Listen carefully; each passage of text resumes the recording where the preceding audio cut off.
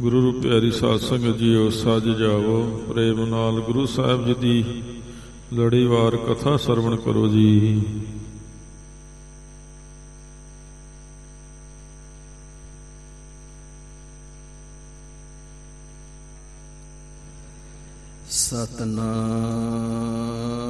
सतनाम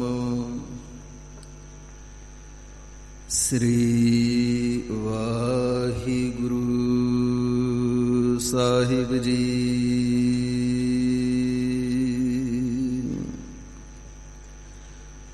एक ओंकार सतनाम करता पुरख निरभउ निर्वैर अकाल मूरत अजूनी सैभं गुर प्रसाद जप आद सच जुगाद सच सच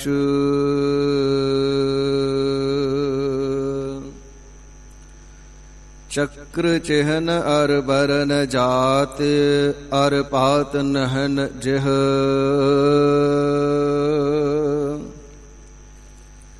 रूप रंग अर रेख पेख कोहू कह ना सकत किह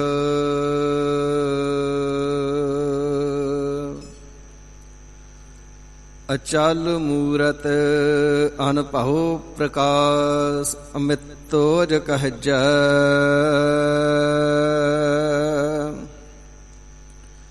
कोट इंद्र इंद्राण साहि सहाण गणिजै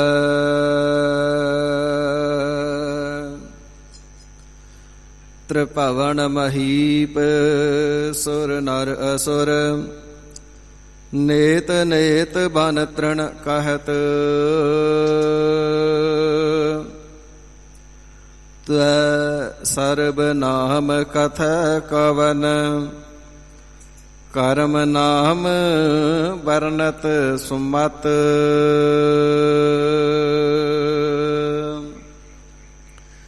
शत्रधारी क्षत्रिपत छाया वर क्षत्रिपत गाइया वेदनाथ बाला कर बाजीगर बान धारी बंधन बताइया न्योली कर्म दूधा धारी विद्या धर ब्रह्मचारी ध्यान को लगावै नैक ध्यान हूँ ना पाइया राजन के राजा महाराजन के महाराजा ऐसो राज छोड़ और दूजा कौन ध्याइया तुम हो सब राजन के राजा आपे आप गरीब निवाजा दास जान कर कृपा करो मुहे हार परा मैं आन द्वार तुहे जब लाओ नहीं पागल लार उदय तब लाओ प्रमति फिरती बहुत आओ कालकूर समुद्र में बूढ़त थी कबहू मिट है नहीं रे पछुताओ तत् विचार यह मथुरा जगतार न कौ अवतार बनायाओ ਜਪਿਓ ਜਿਨ ਅਰਜੁਨ ਦੇਵ ਗੁਰੂ, ਫਿਰ ਸੰਕਟ ਜੋਨ ਗਰਭ ਨਹੀਂ ਆਇਓ। ਧਰਨ ਗਗਨ ਨਵਖੰਡ ਮਹ, ਜੋਤ ਸਰੂਪੀ ਰਹਿਓ ਭਰ। ਭਨ ਮਥੁਰਾ ਕਛ ਭੇਦ ਨਹੀਂ, ਗੁਰ ਅਰਜੁਨ ਪਰਤਖ ਹਰ। ਕਹਾ ਬੁੱਧ ਪ੍ਰਭ ਤੋਸ਼ ਹਮਾਰੀ, ਬਰਨ ਸਕਾ ਮਹਿਮਾ ਜੋ ਤਿਹਾਰੀ।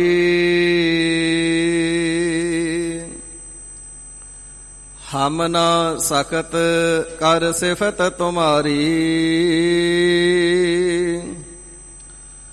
ਆਪ ਲੇਹੁ ਤੁਮ ਕਥਾ ਸੁਧਾਰੀ।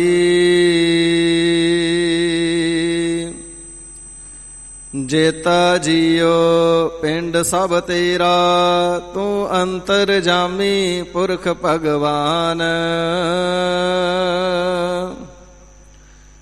ਦਾਸਨ ਦਾਸ ਕਹ ਜਨ ਨਾਨਕ, ਜੀਹਾ ਤੂੰ ਕਰਾਈ ਤੀਹਾ ਹਉ ਕਰੀ ਵਖਿਆਨ। ਦਾਸਨ ਦਾਸ ਕਹ ਜਨ ਨਾਨਕ, ਜੀਹਾ ਤੂੰ ਕਰਾਈ ਤੀਹਾ ਹਉ ਕਰੀ ਵਖਿਆਨ।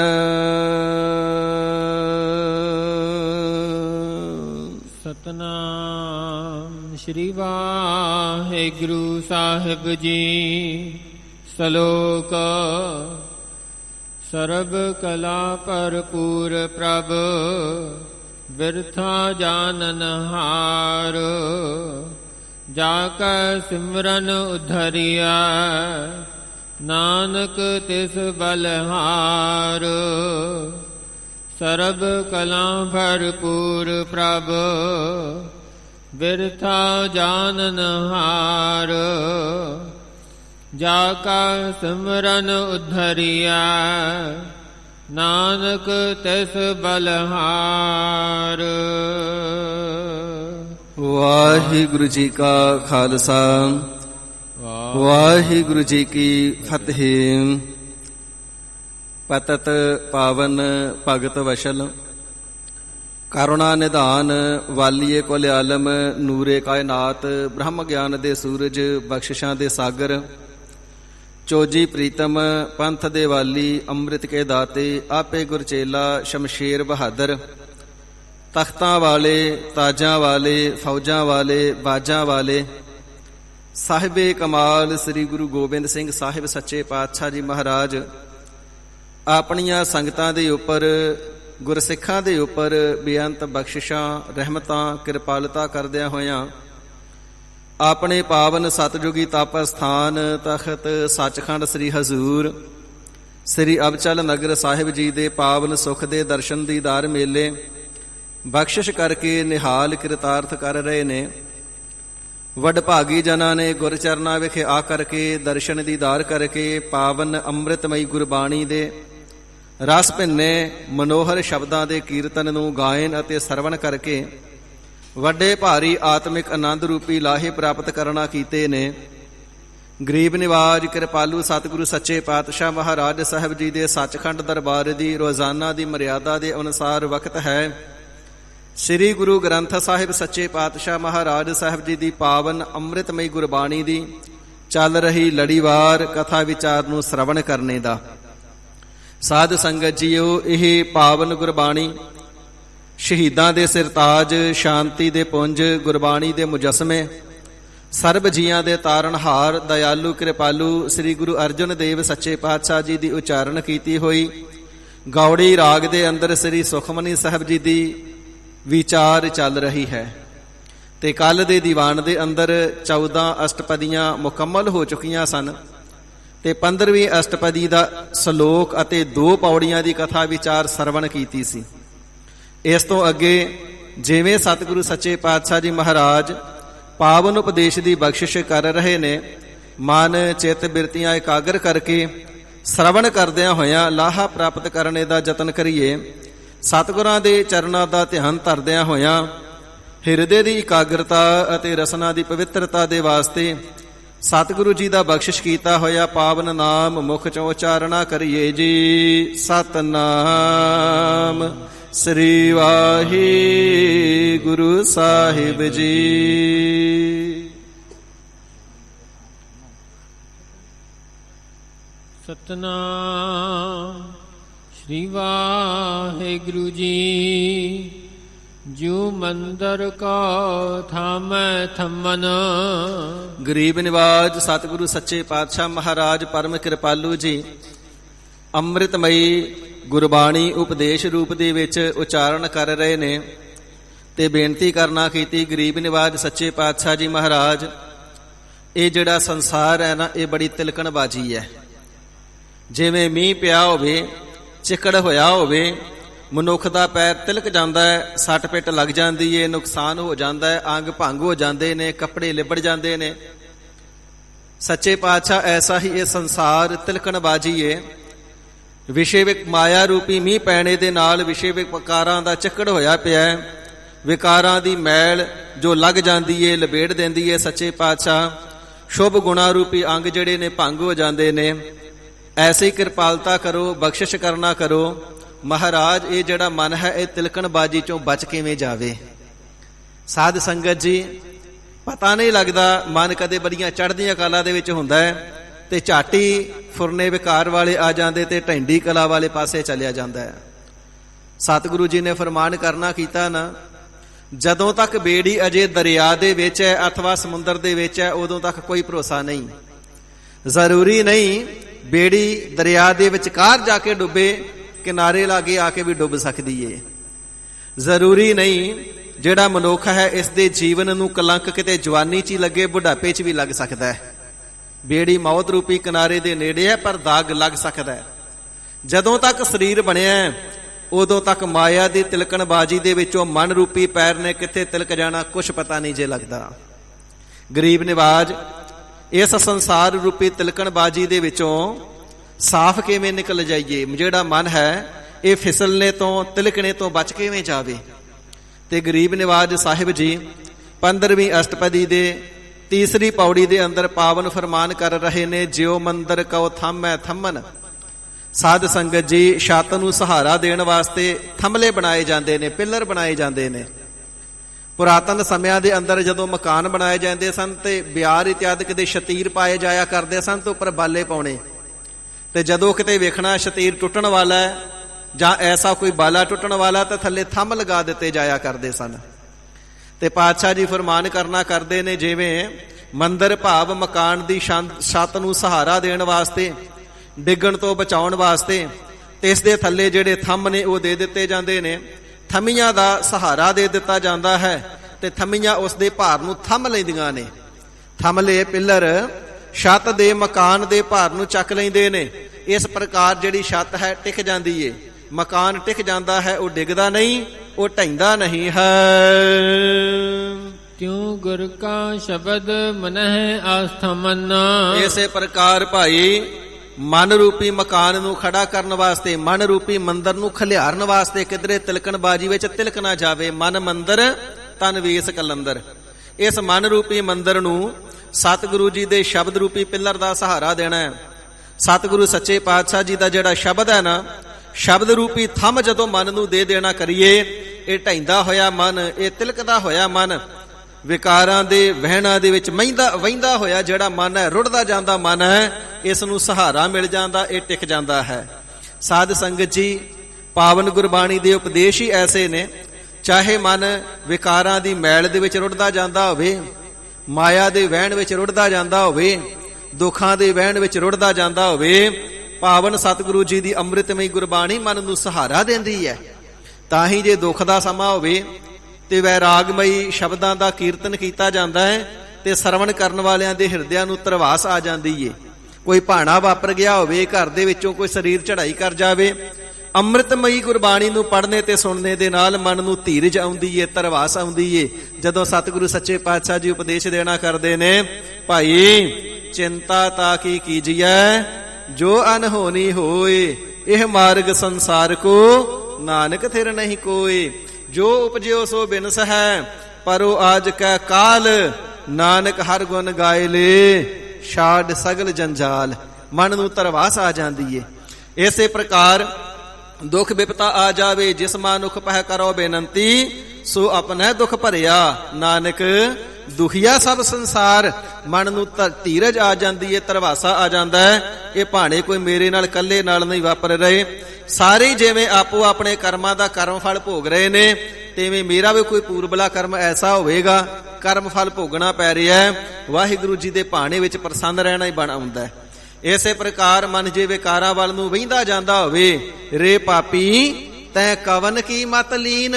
ਪਾਪੀ ਮਨਾ, ਕਿਸ ਦੀ ਖੋਟੀ ਮਤ ਨੂੰ ਧਾਰਨ ਕਰ ਲਿਆ, ਕਿੱਧਰ ਵਿਕਾਰਾਂ ਦੇ ਵੱਲ ਵਹਿੰਦਾ ਜਾਣਾ ਹੈ। ਮਨ ਲੋਚੈ ਬੁਰਿਆਈਆਂ, ਗੁਰ ਸ਼ਬਦੀ ਇਹੋ ਮਨ ਹੋੜੀ ਹੈ। ਫਿਰ ਸਤਿਗੁਰੂ ਜੀ ਦੇ ਸ਼ਬਦ ਦੇ ਨਾਲ ਇਸ ਮਨ ਨੂੰ ਰੋਕਣਾ ਬਣਦਾ ਹੈ। ਸਤਿਗੁਰੂ ਜੀ ਦੇ ਉਪਦੇਸ਼ ਰੂਪੀ ਡੰਡੇ ਦੇ ਨਾਲ ਅਵੈੜ ਪਸ਼ੂ ਬਣੇ ਮਨ ਨੂੰ ਫਿਰ ਰੋਕਿਆ ਜਾਂਦਾ ਹੈ। ਪਾਤਸ਼ਾਹ ਜੀ ਫਰਮਾਵਣਾ ਕਰਦੇ ਨੇ, ਤਿਉ ਗੁਰ ਕਾ ਸ਼ਬਦ ਮਨ ਹੈ ਅਸਥੰਮਨ।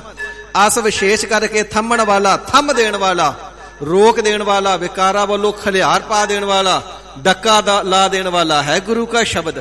ਭਾਈ ਇਸ ਕਰਕੇ ਗੁਰ ਸ਼ਬਦ ਦਾ ਹੀ ਆਸਰਾ ਮਨ ਨੂੰ ਦੇਵਣਾ ਕਰੋ, ਗੁਰ ਸ਼ਬਦ ਦਾ ਹੀ ਥੰਮ ਮਨ ਨੂੰ ਲਗਾ ਦੇਣਾ ਕਰੋ, ਤਾਂ ਕਿ ਵਿਕਾਰਾਂ ਦੇ ਵਿੱਚ ਵਹਿਣ ਵਿੱਚ ਰੁੜਨ ਤੋਂ ਰੁਕ ਜਾਵੇ। ਇਸੇ ਪ੍ਰਕਾਰ ਬੁਰਾਈਆਂ ਵੱਲੋਂ ਰੁਕ ਜਾਵੇ, ਬੁਰੇ ਫੁਰਨਿਆਂ ਵੱਲੋਂ, ਬੁਰੇ ਵਿਚਾਰਾਂ ਦੇ ਵੱਲੋਂ ਇਹ ਰੁਕ ਜਾਂਦਾ ਹੈ ਸਤਿਗੁਰੂ ਜੀ ਦੇ ਪਾਵਨ ਗੁਰ ਉਪਦੇਸ਼ ਦੇ ਸ਼ਬਦ ਦੀ ਵਿਚਾਰ ਦੇ ਨਾਲ।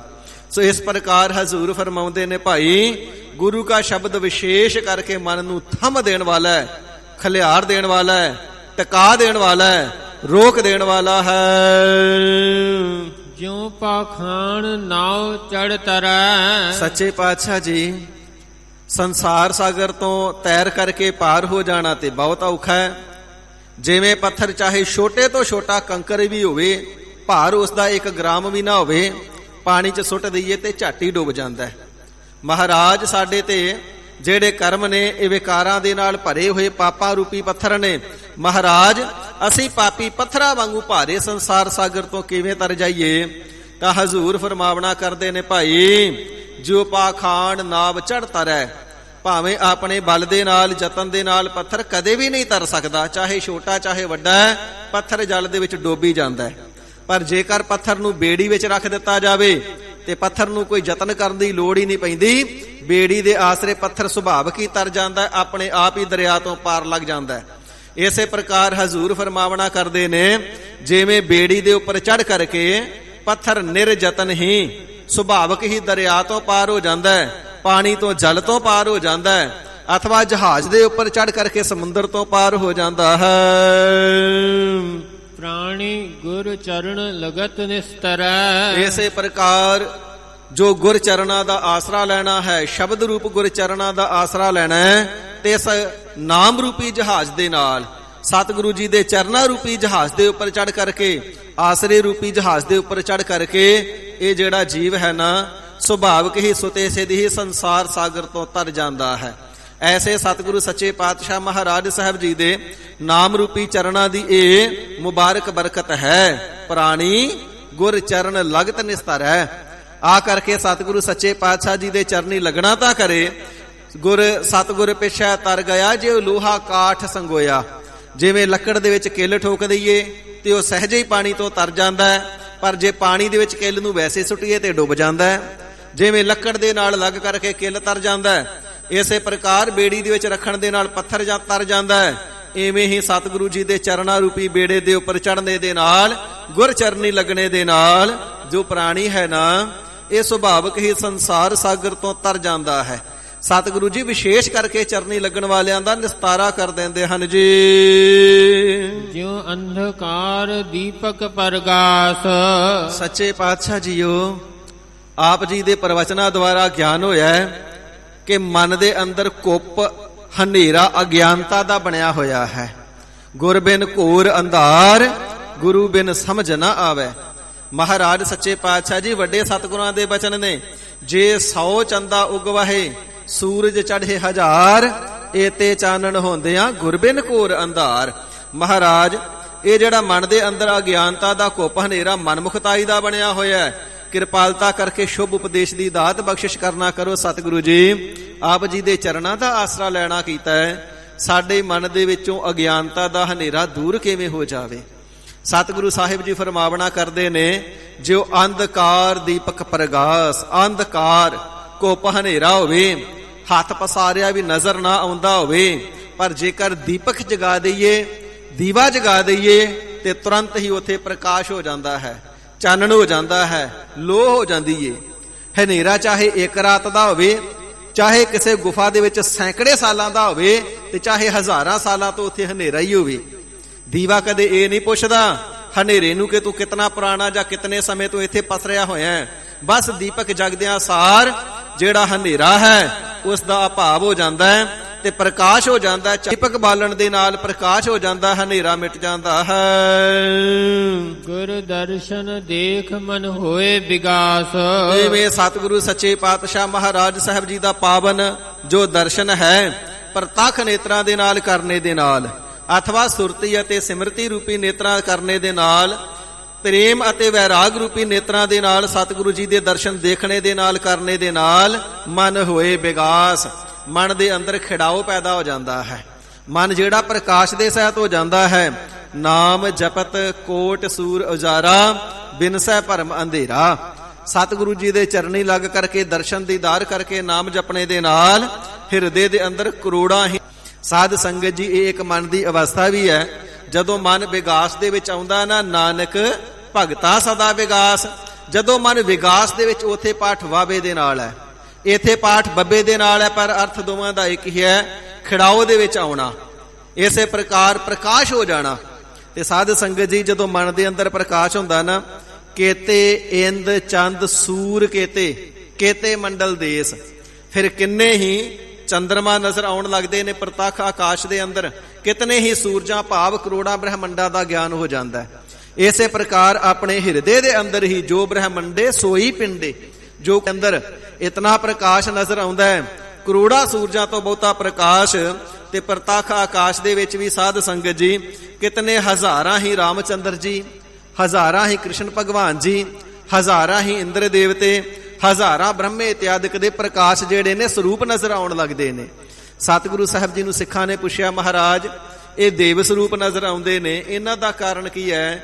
ਤੇ ਸਤਿਗੁਰੂ ਜੀ ਨੇ ਬਚਨ ਕਰਨਾ ਕੀਤਾ, ਭਾਈ ਕਿਤੇ ਪੁਰਾਤਨ ਜਨਮ ਦੇ ਵਿੱਚ ਇਹਨਾਂ ਦੀ ਬੰਦਗੀ ਕੀਤੀ ਹੋਵੇਗੀ, ਦਰਸ਼ਨਾਂ ਦਾ ਸੰਕਲਪ ਰਹਿ ਗਿਆ ਹੋਵੇਗਾ, ਉਦੋਂ ਪੂਰਾ ਨਹੀਂ ਹੋਇਆ। ਗੁਰ ਭਗਤੀ ਦੇ ਪ੍ਰਤਾਪ ਦੇ ਸਦਕਾ ਉਹ ਪੁਰਾਣੇ ਸੰਕਲਪ ਵੀ ਪੂਰੇ ਹੋ ਰਹੇ ਨੇ। ਮਹਾਰਾਜ ਅਸੀਂ ਤੇ ਆਪ ਜੀ ਦੀ ਬੰਦਗੀ ਕਰਦੇ ਹਾਂ, ਆਪ ਜੀ ਦਾ ਦੀਦਾਰ ਕਿਵੇਂ ਹੋਵੇ? ਤੇ ਬਚਨ ਕਰਨਾ ਕੀਤਾ, ਸਤਿਗੁਰੂ ਨਾਨਕ ਦੇਵ ਸਾਹਿਬ ਜੀ ਦਾ ਧਿਆਨ ਧਰੋ। ਸਤਿਗੁਰੂ ਨਾਨਕ ਦੇਵ ਸਾਹਿਬ ਜੀ ਦਾ ਧਿਆਨ ਧਰਨਾ ਕੀਤਾ ਤੇ ਸਭ ਜਗ੍ਹਾ ਤੇ ਗੁਰੂ ਨਾਨਕ ਦੇਵ ਸਾਹਿਬ ਜੀ ਦਾ ਹੀ ਦਰਸ਼ਨ ਹੋਣ ਲੱਗਾ। ਜਿਵੇਂ ਬਾਬਾ ਬਿਸ਼ਨ ਸਿੰਘ ਜੀ ਮੁਰਾਲੇ ਵਾਲੇ, ਸਾਧ ਸੰਗਤ ਜੀ, ਮਨ ਦੇ ਵਿੱਚ ਸੰਕਲਪ ਆ ਗਿਆ, ਹੇ ਪ੍ਰਮਾਤਮਾ ਜੀ, ਗੁਰ ਪਰਮੇਸ਼ਰ ਜੀਓ, ਆਪ ਜੀ ਦੀ ਪਾਵਨ ਗੁਰਬਾਣੀ ਤੋਂ ਤੇ ਗਿਆਨ ਮਿਲਦਾ ਹੈ, ਆਪ ਜੀ ਸਭ ਜਗ੍ਹਾ ਤੇ ਵਸਦੇ ਹੋ, ਜ਼ਰਰੇ ਜ਼ਰਰੇ ਦੇ ਅੰਦਰ ਵਸਦੇ ਹੋ, ਕਿਣਕੇ ਕਿਣਕੇ ਦੇ ਅੰਦਰ ਵਸਦੇ ਹੋ। ਸਾਧ ਸੰਗਤ ਜੀ, ਜੌਂ ਦੇ 100ਵੇਂ ਹਿੱਸੇ ਦਾ ਨਾਮ ਜ਼ਰਰਾ ਹੋਇਆ ਕਰਦਾ। ਜ਼ਰਰੇ ਜ਼ਰਰੇ ਦੇ ਅੰਦਰ, ਕਿਣਕੇ ਕਿਣਕੇ ਦੇ ਅੰਦਰ, ਹਰ ਇੱਕ ਜੀਵ ਦੇ ਅੰਦਰ ਵਸਦੇ ਹੋ। ਤੇ ਜੇਕਰ ਆਪ ਜੀ ਵਸਦੇ ਹੋ ਤੇ ਫਿਰ ਦੀਦਾਰ ਕਿਉਂ ਨਹੀਂ ਹੁੰਦਾ? ਦੀਦਾਰ ਹੋਵੇ ਸਾਨੂੰ ਤਾਂ ਹੀ ਨਿਸ਼ਚਾ ਆਵੇ ਨਾ। ਪ੍ਰਤੱਖ ਦੇਖ ਲਈਏ, ਭਰੋਸਾ ਛੇਤੀ ਵੱਜ ਜਾਂਦਾ ਹੈ।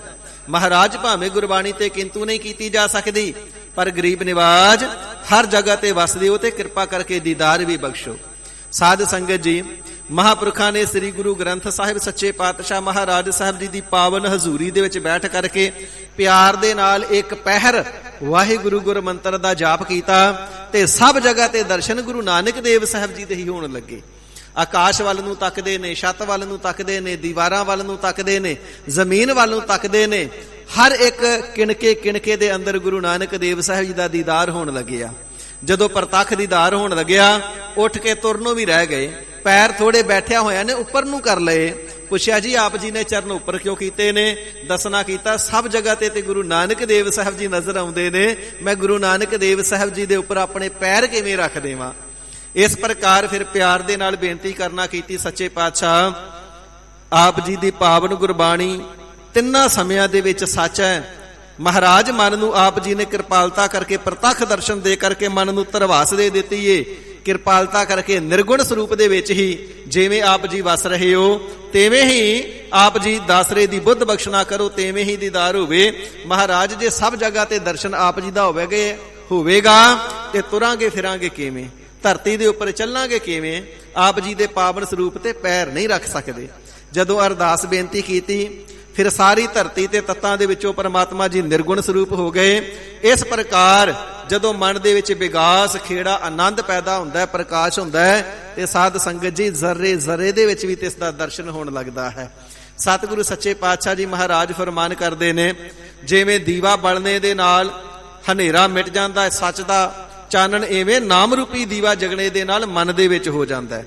ਸਤਿਗੁਰੂ ਜੀ ਕਿਰਪਾਲਤਾ ਕਰਕੇ ਮਨ ਮੰਦਰ ਮਹਿ ਦੀਪਕ ਬਲਿਓ, ਮਨ ਰੂਪੀ ਮੰਦਰ ਦੇ ਅੰਦਰ ਗਿਆਨ ਰੂਪੀ ਅਥਵਾ ਨਾਮ ਰੂਪੀ ਦੀਵਾ ਬਾਲ ਦਿੰਦੇ ਨੇ।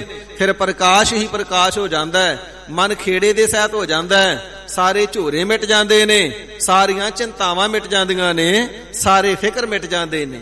ਫਿਰ ਆਨੰਦ ਹੀ ਆਨੰਦ, ਖੇੜਾ ਹੀ ਖੇੜਾ, ਹੁਲਾਸ ਹੀ ਹੁਲਾਸ, ਉਤਸ਼ਾਹ ਹੀ ਉਤਸ਼ਾਹ, ਚਾਨਣ ਹੀ ਚਾਨਣ ਵਾਲੀ ਵਿਗਾਸ ਅਵਸਥਾ ਪ੍ਰਾਪਤ ਹੋ ਜਾਂਦੀ ਹੈ। ਜਿਉ ਮਹ ਧਿਆਨ ਮਹਿ ਮਾਰਗ ਪਾਵੈ। ਸਤਿਗੁਰੂ ਸੱਚੇ ਪਾਤਸ਼ਾਹ ਜੀ ਮਹਾਰਾਜ ਆਪ ਜੀ ਦੇ ਉਪਦੇਸ਼ ਅਤੇ ਪਾਵਨ ਗੁਰਬਾਣੀ ਦੇ ਵਿੱਚ ਸਾਧੂਆਂ ਦੀ ਬੜੀ ਉਸਤਤ ਹੈ। ਸਾਧੂਆਂ ਦੀ ਸੰਗਤ ਕਰਨੇ ਦੇ ਉਪਦੇਸ਼ ਨੇ ਮਹਾਰਾਜ। ਸਾਧੂਆਂ ਦੀ ਸੰਗਤ ਕਰਨੇ ਦਾ ਮਹਾਤਮ ਕੀ ਹੈ? ਗਰੀਬ ਨਿਵਾਜ ਸਾਹਿਬ ਜੀ ਫਰਮਾਵਣਾ ਕਰਦੇ ਨੇ, ਜਿਉ ਮਹਾ ਉਦਿਆਨ ਮਹਿ ਮਾਰਗ ਪਾਵੈ। ਕੋਈ ਵੱਡੇ ਭਾਰੀ ਜੰਗਲ ਦੇ ਵਿੱਚ ਬੀਆਬਾਨ ਦੇ ਵਿੱਚ ਪਹੁੰਚ ਜਾਵੇ ਤੇ ਉੱਥੇ ਜਾ ਕਰਕੇ ਦਿਸ਼ਾ ਭਰਮ ਹੋ ਜਾਵੇ, ਤੇ ਜਦੋਂ ਦਿਸ਼ਾ ਭਰਮ ਹੋ ਜਾਵੇ ਤੇ ਫਿਰ ਪਤਾ ਹੀ ਨਹੀਂ ਲੱਗਦਾ ਕਿੱਧਰੋਂ ਆਏ ਆ ਤੇ ਕਿੱਧਰ ਜਾਣਾ ਹੈ। ਬਿਲਕੁਲ ਵੀ ਖਿਆਲ ਨਹੀਂ ਆਉਂਦਾ। ਇਸ ਨੂੰ ਦਿਸ਼ਾ ਭਰਮ ਆਖਿਆ ਜਾਂਦਾ ਹੈ। ਜਦੋਂ ਇਨਸਾਨ ਆਪਣੇ ਘਰ ਤੋਂ 100 200 400 500 ਕਿਲੋਮੀਟਰ 1000 ਕਿਲੋਮੀਟਰ ਕਿਤੇ ਦੂਰ ਚਲਿਆ ਜਾਵੇ ਨਾ, ਤੇ ਦਿਨ ਚੜ੍ਹਦੇ ਨੂੰ ਸੂਰਜ ਦੇਖੇ ਤੇ ਐਵੇਂ ਲੱਗਦਾ ਇੱਧਰ ਸੂਰਜ ਕਿਸੇ ਹੋਰ ਦਿਸ਼ਾ ਤੋਂ ਚੜ੍ਹ ਰਿਹਾ ਹੈ। ਸੂਰਜ ਨੇ ਤੇ ਕਦੀ ਆਪਣੀ ਦਿਸ਼ਾ ਨਹੀਂ ਬਦਲੀ, ਉਹ ਤੇ ਪੂਰਬ ਵੱਲੋਂ ਹੀ ਚੜ੍ਹਦਾ ਤੇ ਪੱਛਮ ਵੱਲ ਜਾ ਕਰਕੇ ਅਲੋਪ ਹੋ ਜਾਂਦਾ ਹੈ। ਪਰ ਦੇਖਣ ਵਾਲੇ ਨੂੰ, ਦੂਰ ਜਾਣੇ ਵਾਲੇ ਨੂੰ ਦਿਸ਼ਾ ਭਰਮ ਹੋ ਜਾਂਦਾ ਹੈ ਕਿ ਇੱਥੇ ਸੂਰਜ ਦੂਸਰੀ ਤਰਫ ਤੋਂ ਨਿਕਲ ਰਿਹਾ। ਇਸ ਨੂੰ ਦਿਸ਼ਾ ਭਰਮ ਕਹਿੰਦੇ ਨੇ। ਇਸੇ ਪ੍ਰਕਾਰ ਜੰਗਲ ਦੇ ਵਿੱਚ ਚੱਲ ਕਰਕੇ ਮਨੁੱਖ ਨੂੰ ਰਸਤਾ ਭੁੱਲ ਜਾਵੇ, ਫਿਰ ਪਤਾ ਨਹੀਂ ਲੱਗਦਾ ਕਿੱਧਰੋਂ ਆਏ ਆ ਤੇ ਕਿੱਧਰ ਜਾਣਾ ਹੈ।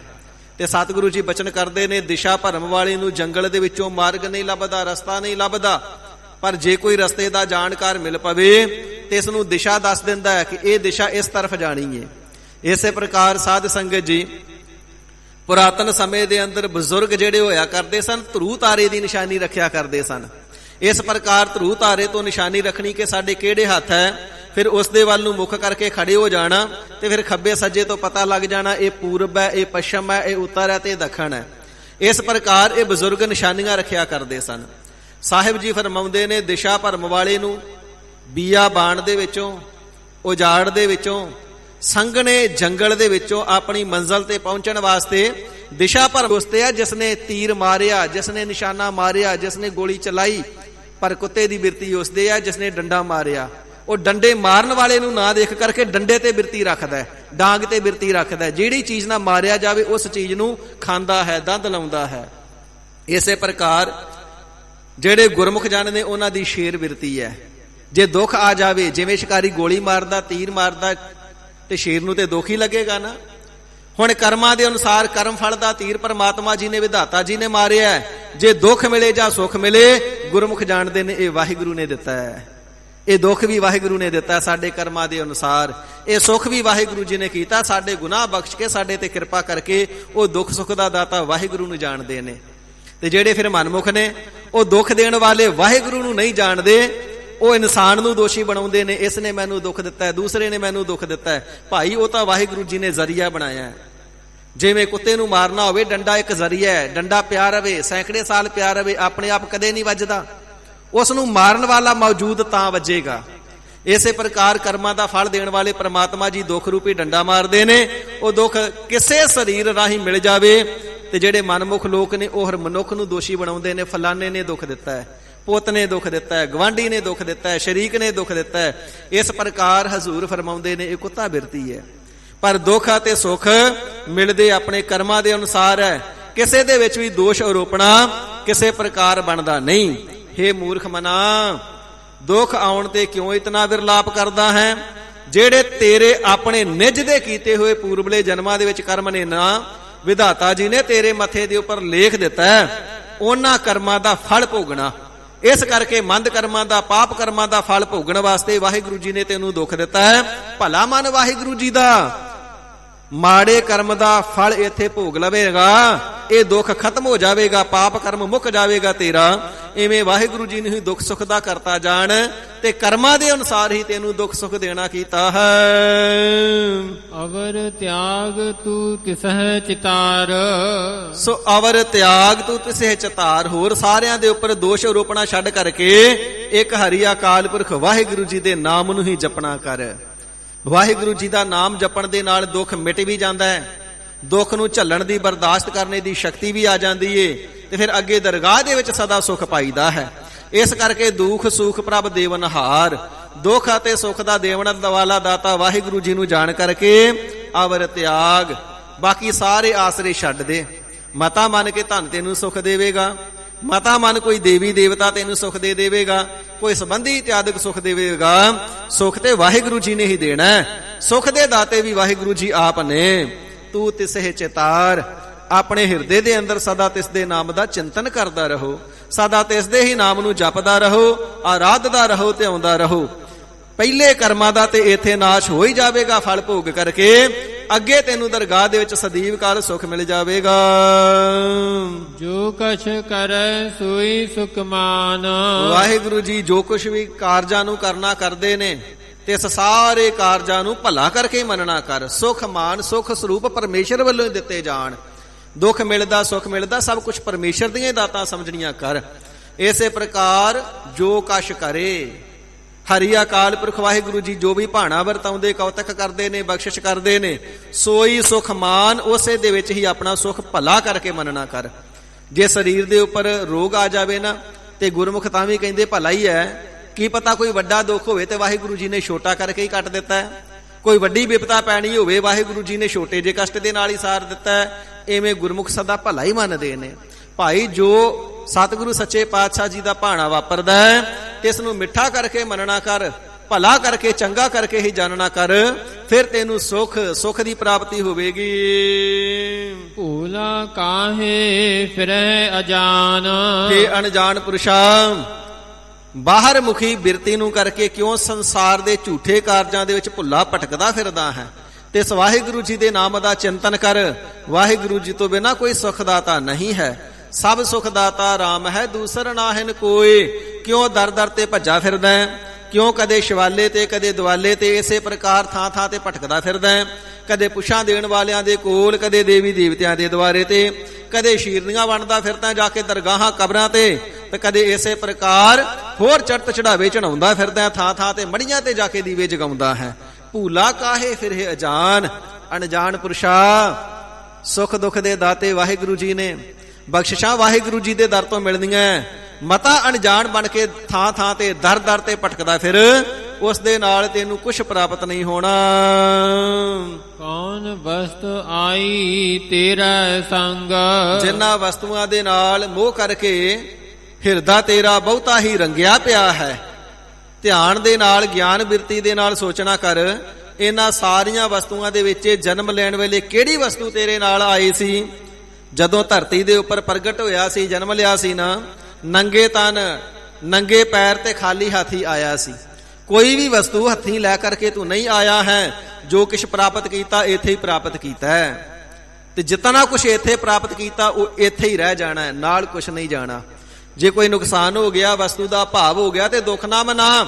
ਗਿਆਨ ਬਿਰਤੀ ਦੇ ਨਾਲ ਮਨ ਨੂੰ ਉਪਦੇਸ਼ ਦੇਣਾ ਕਰ, ਮਨਾ ਫਿਰ ਕੀ ਹੋਇਆ? ਵਸਤੂ ਚਲੇ ਗਈ। ਇਸ ਵਸਤੂ ਦਾ ਅਥਵਾ ਸੁਖ ਦਾ ਸੰਜੋਗ ਸਰੀਰ ਦੇ ਨਾਲ ਇਤਨਾ ਸਮਾਂ ਹੀ ਸੀ, ਕੋਈ ਨਾਲ ਲੈ ਕੇ ਥੋੜਾ ਆਏ ਸਾਂ, ਇਥੋਂ ਹੀ ਪ੍ਰਾਪਤ ਹੋਈ ਸੀ, ਇੱਥੇ ਹੀ ਵਿਛੋੜਾ ਪੈ ਗਿਆ, ਇੱਥੇ ਹੀ ਸੰਜੋਗ ਬਣਿਆ ਸੀ, ਇੱਥੇ ਹੀ ਵਿਜੋਗ ਹੋ ਗਿਆ। ਜਿਨ੍ਹਾਂ ਦੇ ਨਾਲ ਸੰਜੋਗ ਇਸ ਧਰਤੀ ਤੇ ਆ ਕੇ ਹੋਇਆ ਨਾ, ਵਿਜੋਗ ਵੀ ਇਸ ਧਰਤੀ ਤੇ ਹੀ ਹੋ ਜਾਣਾ ਹੈ। ਇਹ ਵਾਹਿਗੁਰੂ ਜੀ ਦੀ ਮਰਿਆਦਾ ਹੈ, ਇਹ ਕਰਤੇ ਦੀ, ਕੁਦਰਤ ਦੀ ਮਰਿਆਦਾ ਹੈ, ਸਿਧਾਂਤ ਹੈ ਇਹ। ਇਸ ਕਰਕੇ ਗਿਆਨ ਬਿਰਤੀ ਦੇ ਨਾਲ ਵਿਚਾਰ, ਕੋਈ ਵਸਤੂ ਤੇਰੇ ਨਾਲ ਨਹੀਂ ਆਈ ਹੈ। ਲਪਟ ਰਹਿਓ ਰਸ ਲੋਭੀ ਪਤੰਗਾ। ਤੂੰ ਇਸੇ ਪ੍ਰਕਾਰ ਵਿਸ਼ੇ ਵਿਕਾਰਾਂ ਦਾ ਰਸੀਆ ਹੋ ਕਰਕੇ, ਮਾਇਆ ਦੇ ਪਦਾਰਥਾਂ ਦਾ ਰਸੀਆ ਹੋ ਕਰਕੇ, ਮਨ ਦੇ ਵਿੱਚ ਲੋਭ ਪੈਦਾ ਕਰਕੇ, ਲੋਭੀ ਹੋ ਕਰਕੇ ਤੇ ਪਤੰਗ ਭੰਬਟ ਦੇ ਵਾਂਗੂ, ਪਰਵਾਨੇ ਦੇ ਵਾਂਗੂ ਭਰਮਦਾ ਫਿਰਦਾ ਹੈ। ਜਿਵੇਂ ਦੀਵੇ ਲਈ ਦਾਟ ਦੇ ਉੱਪਰ ਭੰਬਟ ਅਥਵਾ ਪਰਵਾਨਾ ਭਰਮਦਾ ਫਿਰਦਾ ਹੈ, ਐਵੇਂ ਜੀਵ ਪਦਾਰਥਾਂ ਤੇ ਸਾਰੀ ਜ਼ਿੰਦਗੀ ਭਰਮਦਾ ਰਹਿੰਦਾ ਹੈ। ਜਿਵੇਂ ਦੀਵੇ ਦੀ ਲਾਟ ਦੇ ਉੱਪਰ, ਅੱਗ ਦੀ ਲਾਟ ਦੇ ਉੱਪਰ, ਮੋਮਬੱਤੀ ਦੀ ਲਾਟ ਦੇ ਉੱਪਰ ਪਤੰਗਾ ਪਰਵਾਨਾ ਸੜ ਕੇ ਮਰ ਜਾਂਦਾ ਹੈ, ਬਰਬਾਦ ਹੋ ਜਾਂਦਾ, ਨੇਸ ਤੋਂ ਨਾਬੂਦ ਹੋ ਜਾਂਦਾ, ਤਬਾਹ ਹੋ ਜਾਂਦਾ, ਖਤਮ ਹੋ ਜਾਂਦਾ ਹੈ। ਇਸੇ ਪ੍ਰਕਾਰ ਮਾਇਆ ਦਾ ਕੀੜਾ, ਮਾਇਆ ਦਾ ਜੀਵ, ਮਾਇਆ ਦਾ ਭੰਬਟ, ਮਾਇਆ ਦਾ ਪਤੰਗਾ ਮਾਇਆ ਦੇ ਮੋਹ ਵਿੱਚ ਸੜ ਜਾਂਦਾ ਹੈ। ਸ਼ੁਭ ਗੁਣ ਗਲਤਾਨ ਹੋ ਜਾਂਦੇ ਨੇ, ਪਾਪ ਕਰਮਾਂ ਵਿੱਚ ਗਲਤਾਨ ਹੋ ਜਾਂਦਾ ਹੈ, ਸ਼ੁਭ ਕਰਮ ਇਸ ਦੇ ਭਾਵ ਹੋ ਜਾਂਦੇ, ਨਾਸ਼ ਹੋ ਜਾਂਦੇ ਨੇ। ਹਜ਼ੂਰ ਫਰਮਾਉਂਦੇ ਨੇ, ਹੇ ਮਾਇਆ ਦੇ ਕੀੜਿਆ, ਕਿਉਂ ਮਾਇਆ ਦੇ ਵਿੱਚ ਹੀ ਲਪਾਇਮਾਨ ਹੋ ਰਿਹਾ ਹੈ। ਰਾਮ ਨਾਮ ਜਪ ਹਿਰਦੈ ਮਾਹੇ। ਸੱਚੇ ਪਾਤਸ਼ਾਹ, ਫਿਰ ਮਾਇਆ ਦੇ ਕੀੜੇ ਬਣ ਕੇ ਤਾਂ ਜੀਵ ਖੁਆਰ ਹੋ ਜਾਂਦਾ ਹੈ, ਪੱਤ ਰੁਲ ਜਾਂਦੀ ਹੈ, ਜਨਮ ਅਜਾਈ ਹੋ ਜਾਂਦਾ ਹੈ, ਪਰ ਲੋਕ ਸਾਰਾ ਵਿਗੜ ਜਾਂਦਾ ਹੈ। ਸਤਿਗੁਰੂ ਸੱਚੇ ਪਾਤਸ਼ਾਹ ਜੀ, ਫਿਰ ਐਸਾ ਕਾਰਜ ਦੱਸੋ ਸਾਡੀ ਪੱਤ ਆਬਰੂ ਰਹਿ ਜਾਵੇ, ਦੁਨੀਆ ਦੇ ਵਿੱਚ ਵੀ ਮਾਣ ਸਨਮਾਨ ਹੋਵੇ, ਵਾਹਿਗੁਰੂ ਜੀ ਦੇ ਦਰ ਤੇ ਤਿਸ ਦੀ ਦਰਗਾਹ ਦੇ ਅੰਦਰ ਵੀ ਪ੍ਰਵਾਨ ਹੋ ਜਾਈਏ। ਤੇ ਸਤਿਗੁਰੂ ਸੱਚੇ ਪਾਤਸ਼ਾਹ ਜੀ ਫਰਮਾਨ ਕਰਨਾ ਕਰਦੇ ਨੇ, ਭਲਿਓ ਹੇ ਗੁਰਸਿੱਖੋ, ਰਮੇ ਹੋਏ ਪ੍ਰਮਾਤਮਾ ਜੀ ਦੇ ਨਾਮ ਨੂੰ ਆਪਣੇ ਹਿਰਦੇ ਦੇ ਅੰਦਰ ਹੀ ਸਦਾ ਜਪਣਾ ਕਰੋ। ਰਾਮ ਨਾਮ ਜਪ ਹਿਰਦੇ ਮਾਹੇ। ਹਿਰਦੇ ਦੇ ਅੰਦਰ, ਦਿਲ ਦੇ ਅੰਦਰ, ਮਨ ਦੇ ਅੰਦਰ ਸਦਾ ਹੀ ਵਾਹਿਗੁਰੂ ਜੀ ਦਾ ਨਾਮ ਜਪਦੇ ਰਹੋ, ਅਥਵਾ ਹਿਰਦੇ ਦੇ ਪਿਆਰ ਕਰਕੇ ਰਸਨਾ ਦੇ ਨਾਲ ਸਦਾ ਹੀ ਨਾਮ ਨੂੰ ਜਪਣਾ ਕਰੋ।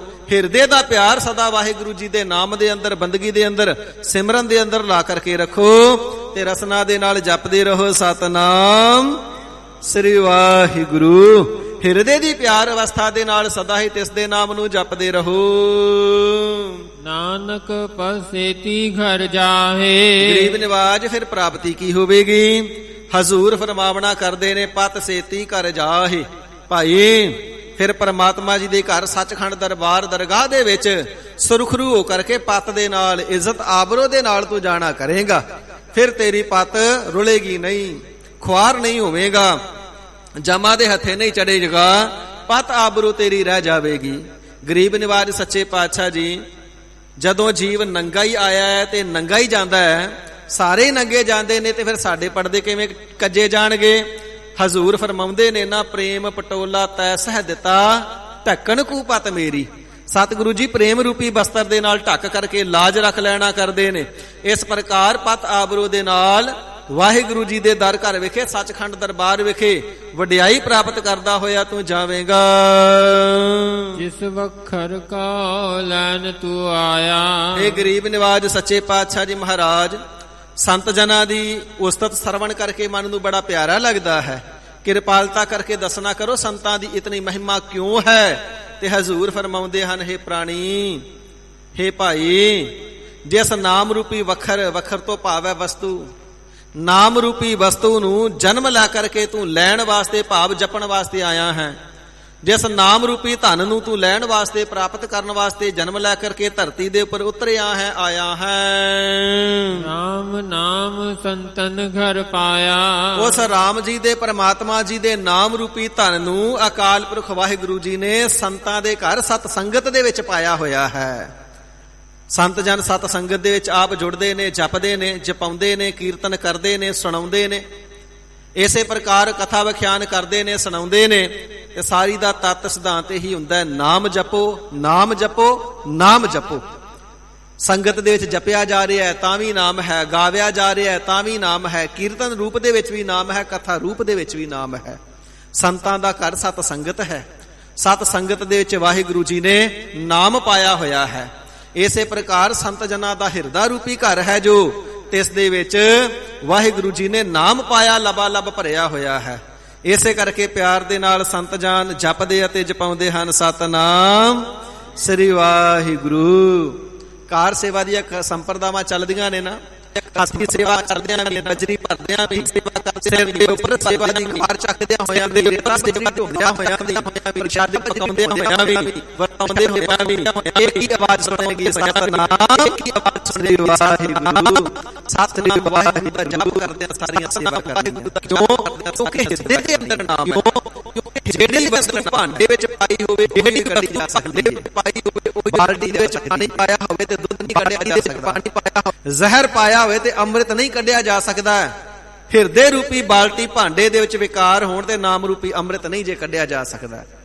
ਹਿਰਦੇ ਦੇ ਵਿੱਚ ਅੰਮ੍ਰਿਤ ਹੋਵੇ, ਨਾਮ ਹੋਵੇ, ਤਾਂ ਹੀ ਮੁਖ ਦੇ ਵਿੱਚੋਂ ਸਹਿਜ ਸੁਭਾਅ ਸੁਤੇ ਸਿੱਧ ਨਿਰਜਤਨ ਨਿਕਲਦਾ ਹੈ। ਸਤਨਾਮ ਸ੍ਰੀ ਵਾਹਿਗੁਰੂ। ਪਾਤਸ਼ਾਹ ਜੀ ਫਰਮਾਉਂਦੇ ਨੇ, ਸੰਤ ਜਨਾਂ ਦੇ ਹਿਰਦੇ ਰੂਪੀ ਭਾਂਡੇ ਅਥਵਾ ਘਰ ਦੇ ਵਿੱਚ ਵਾਹਿਗੁਰੂ ਜੀ ਨੇ ਆਪਣੇ ਨਾਮ ਰੂਪੀ ਅੰਮ੍ਰਿਤ ਨੂੰ ਪਾਵਨਾ ਕੀਤਾ ਹੈ। ਸੰਤ ਜਨਾਂ ਦਾ ਘਰ ਹੈ ਸਤ ਸੰਗਤ। ਸਤ ਸੰਗਤ ਦੇ ਵਿੱਚ ਵਾਹਿਗੁਰੂ ਜੀ ਨੇ ਨਾਮ ਰੂਪੀ ਵਸਤੂ ਨੂੰ ਪਾ ਦੇਣਾ ਕੀਤਾ ਹੈ। ਇਥੋਂ ਮਿਲ ਕਰਕੇ ਵੱਡੇ ਵੱਡੇ ਪਾਪੀ ਵੀ ਤਰ ਜਾਂਦੇ ਨੇ ਨਾਮ ਦੀ ਪ੍ਰਾਪਤੀ ਕਰਕੇ। ਇਸ ਕਰਕੇ ਸੰਤ ਜਨਾਂ ਦੀ ਸੰਗਤ ਦੀ ਵੱਡੀ ਭਾਰੀ ਮਹਿਮਾ ਹੈ। ਤਜੋ ਅਭਿਮਾਨ ਲੇਹੋ ਮਨ ਮੋਲ।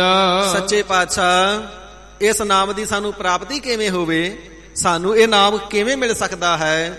ਹਜ਼ੂਰ ਫਰਮਾਉਂਦੇ ਹਨ, ਤਜ ਅਭਿਮਾਨ। ਸਭ ਤੋਂ ਪਹਿਲਾਂ ਤੇ ਆਪਣੇ ਮਨ ਦੇ ਵਿੱਚੋਂ ਅਭਿਮਾਨ ਛੱਡ ਦੇ, ਆਪਣਾ ਹੰਕਾਰ ਛੱਡ ਦੇ। ਬੇਅੰਤ ਪ੍ਰਕਾਰ ਦਾ ਹੰਕਾਰ ਹੈ, ਆਪਣੀ ਜਾਤ ਦਾ, ਆਪਣੀ ਕੁਲ ਦਾ, ਆਪਣੀ ਦੌਲਤ ਦਾ, ਆਪਣੇ ਸਰੂਪ ਦਾ, ਆਪਣੇ ਹੁਸਨ ਦਾ, ਆਪਣੀ ਜਵਾਨੀ ਦਾ, ਆਪਣੇ ਧਨ ਦਾ, ਗੱਡੀਆਂ ਮੋਟਰਾਂ ਦਾ, ਪ੍ਰਾਪਰਟੀ ਦਾ, ਬੈਂਕ ਬੈਲੈਂਸ ਦਾ, ਵੱਡਿਆਂ ਆਫੀਸਰਾਂ ਦੇ ਨਾਲ ਉੱਠਣ ਬੈਠਣ ਦਾ, ਰਹਿਣ ਸਹਿਣ ਦਾ, ਮੇਰਾ ਮੰਤਰੀਆਂ ਦੇ ਨਾਲ ਮੇਲ ਮਿਲਾਪ, ਮੈਂ ਦੇਸ਼ ਦੇ ਰਾਜੇ ਨੂੰ ਜਾਣਦਾ, ਇੱਕ ਫੋਨ ਤੇ ਮੇਰਾ ਕੰਮ ਹੋ ਜਾਂਦਾ। ਹੰਕਾਰੀ ਚੱਕੀ ਫਿਰਦੇ ਆ ਨਾ। ਪਾਤਸ਼ਾਹ ਜੀ ਫਰਮਾਵਣਾ ਕਰਦੇ ਨੇ, ਸਭ ਤੋਂ ਪਹਿਲਾਂ ਤੇ ਤਜ ਅਭਿਮਾਨ, ਹੰਕਾਰ ਨੂੰ ਛੱਡ ਦੇਣਾ ਕਰ। ਇਥੇ ਤਾਂ ਹੋਏ ਨਿਮਾਣਾ ਢਹਿ ਪਵੈ। ਇਥੇ ਤਾਂ ਨਿਮਾਣੇ ਬਣ ਕੇ ਢਹਿ ਪੈਣਾ ਹੁੰਦਾ ਹੈ ਗੁਰੂ ਕੇ ਚਰਨਾਂ ਵਿਖੇ। ਤੇ ਜਿਸ ਵੇਲੇ ਅਭਿਮਾਨ ਨੂੰ ਛੱਡ ਕਰਕੇ ਨਿਰਭਿਮਾਨ ਹੋ ਜਾਵੇਗਾ ਨਾ, ਲੇਹੋ ਮਨ ਮੋਲ। ਮਨ ਰੂਪੀ ਮੁੱਲ ਦੇ ਕਰਕੇ, ਮਨ ਰੂਪੀ ਭੇਟਾ ਦੇ ਕਰਕੇ ਮਨ ਵਟੇ ਗੁਰ ਚਰਨਾਂ ਦੇ ਵਿੱਚੋਂ ਸਤ ਸੰਗਤ ਨੂੰ, ਨਾਮ ਨੂੰ ਲੈ ਲੈਣਾ ਕਰ। ਖਿਮਾ ਕਰਨਾ, ਕੁਝ ਐਸੇ ਵੀ ਲੋਕ ਹੁੰਦੇ ਨੇ, ਐਸੇ ਵੀ ਜੀਵ ਹੁੰਦੇ ਨੇ, ਕਿਤਨੇ ਸਾਲ ਗੁਰੂ ਘਰ ਵਿੱਚ ਆਉਂਦਿਆਂ ਨੂੰ ਹੋ ਜਾਂਦੇ ਨੇ, ਪਰ ਜੀਵਨ ਬਦਲਦਾ ਹੀ ਨਹੀਂ। ਹੰਕਾਰ ਉਥੇ ਦਾ ਉਥੇ, ਕ੍ਰੋਧ ਉਥੇ ਦਾ ਉਥੇ, ਮਨ ਦੀ ਬਿਰਤੀ ਸੁਰਤੀ ਉਥੇ ਦੀ ਉਥੇ। ਕਾਰਨ ਕੀ ਹੈ? ਸਰੀਰ ਕਰਕੇ ਗੁਰੂ ਕੀ ਹਜ਼ੂਰੀ ਵਿੱਚ ਆ ਗਏ, ਜਿਤਨਾ ਸਮਾਂ ਬੈਠੇ ਉਤਨਾ ਸਮਾਂ ਤੇ ਵਿਕਾਰਾਂ ਤੋਂ ਬਚੇ ਰਹੇ। ਜਿਵੇਂ ਸਾਧ ਸੰਗਤ ਜੀ ਪੱਥਰ ਹੈ ਨਾ, ਸੈਂਕੜੇ ਸਾਲ ਪਾਣੀ ਵਿੱਚ ਰੱਖ ਛੱਡੀਏ, ਕੱਢ ਕੇ ਪੱਥਰ ਤੇ ਪੱਥਰ ਮਾਰੀਏ, ਫਿਰ ਅੱਗ ਹੀ ਨਿਕਲਦੀ ਏ। ਫਿਰ ਲਾਭ ਕੀ ਹੋਇਆ? ਲਾਭ ਇਤਨਾ ਕਿ ਜਿਤਨਾ ਸਮਾਂ ਪਾਣੀ 'ਚ ਪਿਆ ਰਿਹਾ ਉਤਨਾ ਸਮਾਂ ਤਪਦਾ ਨਹੀਂ, ਉਤਨਾ ਸਮਾਂ ਠੰਡਾ ਰਹਿੰਦਾ ਹੈ। ਇਸੇ ਪ੍ਰਕਾਰ ਜਦੋਂ ਤੱਕ ਮਨ ਗੁਰੂ ਨੂੰ ਸੌਂਪਿਆ ਨਹੀਂ, ਸਤ ਸੰਗਤ ਵਿੱਚ ਆਉਣ ਦਾ ਲਾਭ ਇਹ ਹੈ, ਜਿਤਨੇ ਸਵਾਸ ਸਤ ਸੰਗਤ ਵਿੱਚ ਬੀਤ ਗਏ ਉਤਨੇ ਸਫਲੇ ਹੋ ਗਏ, ਉਤਨਾ ਸਮਾਂ ਪਾਪ ਕਰਨੇ ਤੋਂ, ਨਿੰਦਿਆ ਚੁਗਲੀ ਤੋਂ ਕਰਨੇ ਤੋਂ ਬਚ ਗਿਆ। ਪਰ ਜੀਵਨ ਬਦਲਿਆ ਤਾਂ ਨਹੀਂ, ਕਿਉਂਕਿ ਮਨ ਸਤਿਗੁਰੂ ਜੀ ਨੂੰ ਅਰਪਣ ਕੀਤਾ ਹੀ ਨਹੀਂ। ਕੁਝ ਬੀਬੀਆਂ ਲਿਲਾਰੀ ਦੇ ਪਾਸ ਗੋਲ ਗਈਆਂ, ਵੀਰਾ ਸਾਡੀਆਂ ਚੁੰਨੀਆਂ ਰੰਗ ਦੇ। ਜੀ ਕਿਹੜੀਆਂ ਰੰਗਣੀਆਂ ਨੇ? ਕਹਿਣ ਲੱਗੀਆਂ ਜਿੰਨਾ ਚੁੰਨੀਆਂ ਦੀ ਅਸੀਂ ਬੁੱਕਲ ਮਾਰੀਏ। ਲਿਲਾਰੀ ਕਹਿਣ ਲੱਗਾ, ਭੈਣੇ ਜੇ ਚੁੰਨੀ ਰੰਗਾਉਣੀ, ਦੁਪੱਟੇ ਨੂੰ ਰੰਗ ਕਰਨਾ ਤੇ ਲਾ ਕੇ ਦੇਣਾ ਪਵੇਗਾ। ਕਹਿਣ ਲੱਗੀਆਂ, ਨਾ ਦੁਪੱਟਾ ਤੈਨੂੰ ਤੇ ਨਹੀਂ ਦੇਣਾ, ਆਪਣੀ ਚੁੰਨੀ ਤੈਨੂੰ ਨਹੀਂ ਦੇਣੀ, ਤੂੰ ਏਦਾਂ ਹੀ ਰੰਗ ਦੇ। ਲਿਲਾਰੀ ਕਹਿਣ ਲੱਗਾ, ਜੇ ਦੇਣੀ ਨਹੀਂ ਤੇ ਫਿਰ ਰੰਗੀ ਵੀ ਨਹੀਂ ਜਾਣੀ। ਚੁੰਨੀ ਦਿਓਗੇ ਤੇ ਰੰਗੀ ਜਾਵੇਗੀ, ਬਸਤਰ ਦਿਓਗੇ ਤੇ ਰੰਗਿਆ ਜਾਵੇਗਾ, ਜੇ ਦੇਣਾ ਨਹੀਂ ਤੇ ਰੰਗਿਆ ਵੀ ਨਹੀਂ ਜਾਣਾ। ਇਸੇ ਪ੍ਰਕਾਰ ਮਨ ਜਦ ਤੱਕ ਗੁਰੂ ਕੇ ਚਰਨਾਂ ਵਿਖੇ ਦੇਣਾ ਨਹੀਂ, ਅਰਪਣ ਨਹੀਂ ਨਾ ਕਰਨਾ, ਇਹ ਸਾਧ ਸੰਗਤ ਜੀ ਫਿਰ ਨਾਮ ਰੰਗਤ ਵਿੱਚ ਰੰਗਿਆ ਵੀ ਨਹੀਂ ਜਾਣਾ। ਪਾਤਸ਼ਾਹ ਜੀ ਫਰਮਾਨ ਕਰਦੇ ਨੇ, ਹੰਕਾਰ ਨੂੰ ਛੱਡ ਕਰਕੇ ਆਪਣਾ ਜਿਹੜਾ ਮਨ ਹੈ ਨਾ, ਗੁਰੂ ਕੇ ਚਰਨਾਂ ਵਿੱਚ ਭੇਟਾ ਰੂਪੀ ਦੇ ਦੇਣਾ ਕਰ, ਤੇ ਫਿਰ ਮਨ ਦੇ ਵੱਟੇ ਨਾਮ ਮਿਲੇਗਾ ਤੈਨੂੰ ਗੁਰੂ ਕੇ ਚਰਨਾਂ ਦੇ ਵਿੱਚੋਂ। ਰਾਮ ਨਾਮ ਹਿਰਦੈ ਮਹਿ ਤੋਲ। ਫਿਰ ਤੋਲ, ਨਾਮ ਦੀ ਜਿਹੜੀ ਵਿਚਾਰ ਹੈ ਤੇਰੇ ਹਿਰਦੇ ਦੇ ਵਿੱਚ ਸਤਿਗੁਰੂ ਜੀ ਦੇ ਚਰਨਾਂ ਵਿਖੋ ਪ੍ਰਾਪਤ ਹੋ ਜਾਵੇਗੀ। ਜਿਵੇਂ ਤੱਕੜੀ ਦੇ ਵਿੱਚ ਵੱਟਾ ਪਾ ਕਰਕੇ ਵਸਤੂ ਤੋਲੀ ਜਾਂਦੀ ਹੈ ਨਾ, ਮਨ ਆਪਣਾ ਜੋ ਵੱਟੇ ਦੀ ਨਿਆਈ ਭਾਰਾ ਪੱਥਰ ਹੈ, ਗੁਰੂ ਨੂੰ ਦੇ ਕਰਕੇ ਇਸ ਦੇ ਵੱਟੇ ਦੇ ਵਿੱਚ, ਇਸ ਦੇ ਬਦਲੇ ਦੇ ਵਿੱਚ ਸਤਿਗੁਰੂ ਜੀ ਦੇ ਦਰ ਤੋਂ ਨਾਮ ਲੈ ਲੈਣਾ ਕਰ। ਮਨ ਰੂਪੀ ਵੱਟੇ ਦੇ ਨਾਲ ਤੋਲ ਕਰਕੇ ਨਾਮ ਨੂੰ ਲੈ ਲੈਣਾ ਕਰ। ਇਹ ਜਿਹੜਾ ਨਾਮ ਹੈ ਨਾ, ਸੋਨੇ ਦੌਲਤ ਪਦਾਰਥਾਂ ਮਾਇਆ ਦੇ ਨਾਲ ਨਹੀਂ ਜੇ ਮਿਲਦਾ। ਕੰਚਨ ਸਿਓ ਪਾਈਐ ਨਹੀਂ ਤੋਲ, ਮਨ ਦੇ RAM ਲਿਆ ਹੈ ਮੋਲ।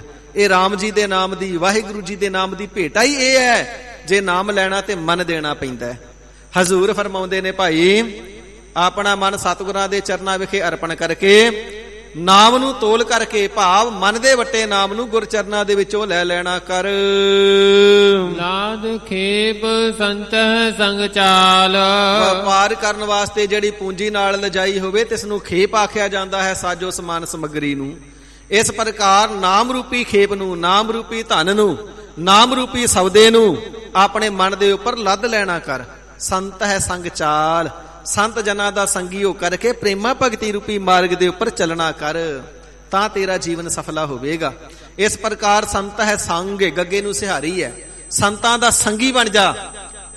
ਕਿੰਨਾ ਸੰਤਾਂ ਦਾ ਜਿਨ੍ਹਾਂ ਦੀ ਚਾਲ ਗੁਰਮਤਿ ਦੇ ਅਨੁਸਾਰ ਹੈ, ਜਿਨ੍ਹਾਂ ਦੀ ਰਹਿਣੀ ਬਹਿਣੀ ਸਹਿਣੀ ਕਹਿਣੀ ਗੁਰਮਤਿ ਦੇ ਅਨੁਸਾਰ ਗੁਰਮਤਿ ਹੈ, ਗੁਰਮਤਿ ਦੀ ਚਾਲ ਚੱਲਦੇ ਨੇ ਨਾ। ਭਗਤਾ ਕੀ ਚਾਲ ਨਿਰਾਲੀ, ਚਾਲਾ ਨਿਰਾਲੀ ਭਗਤਾ ਹਕੇਰੀ, ਬਿਖਮ ਮਾਰਗ ਚੱਲਣਾ, ਲਬ ਲੋਭ ਅਹੰਕਾਰ ਤਜ ਤ੍ਰਿਸ਼ਨਾ, ਬਹੁਤ ਨਾਹੀ ਬੋਲਣਾ। ਇਹ ਚਾਲ ਹੈ ਜਿਨ੍ਹਾਂ ਦੀ ਵਿਕਾਰਾਂ ਨੂੰ ਛੱਡਿਆ ਹੋਇਆ, ਲਬ ਲੋਭ ਅਹੰਕਾਰ ਤ੍ਰਿਸ਼ਨਾ ਨੂੰ ਛੱਡਿਆ ਹੋਇਆ।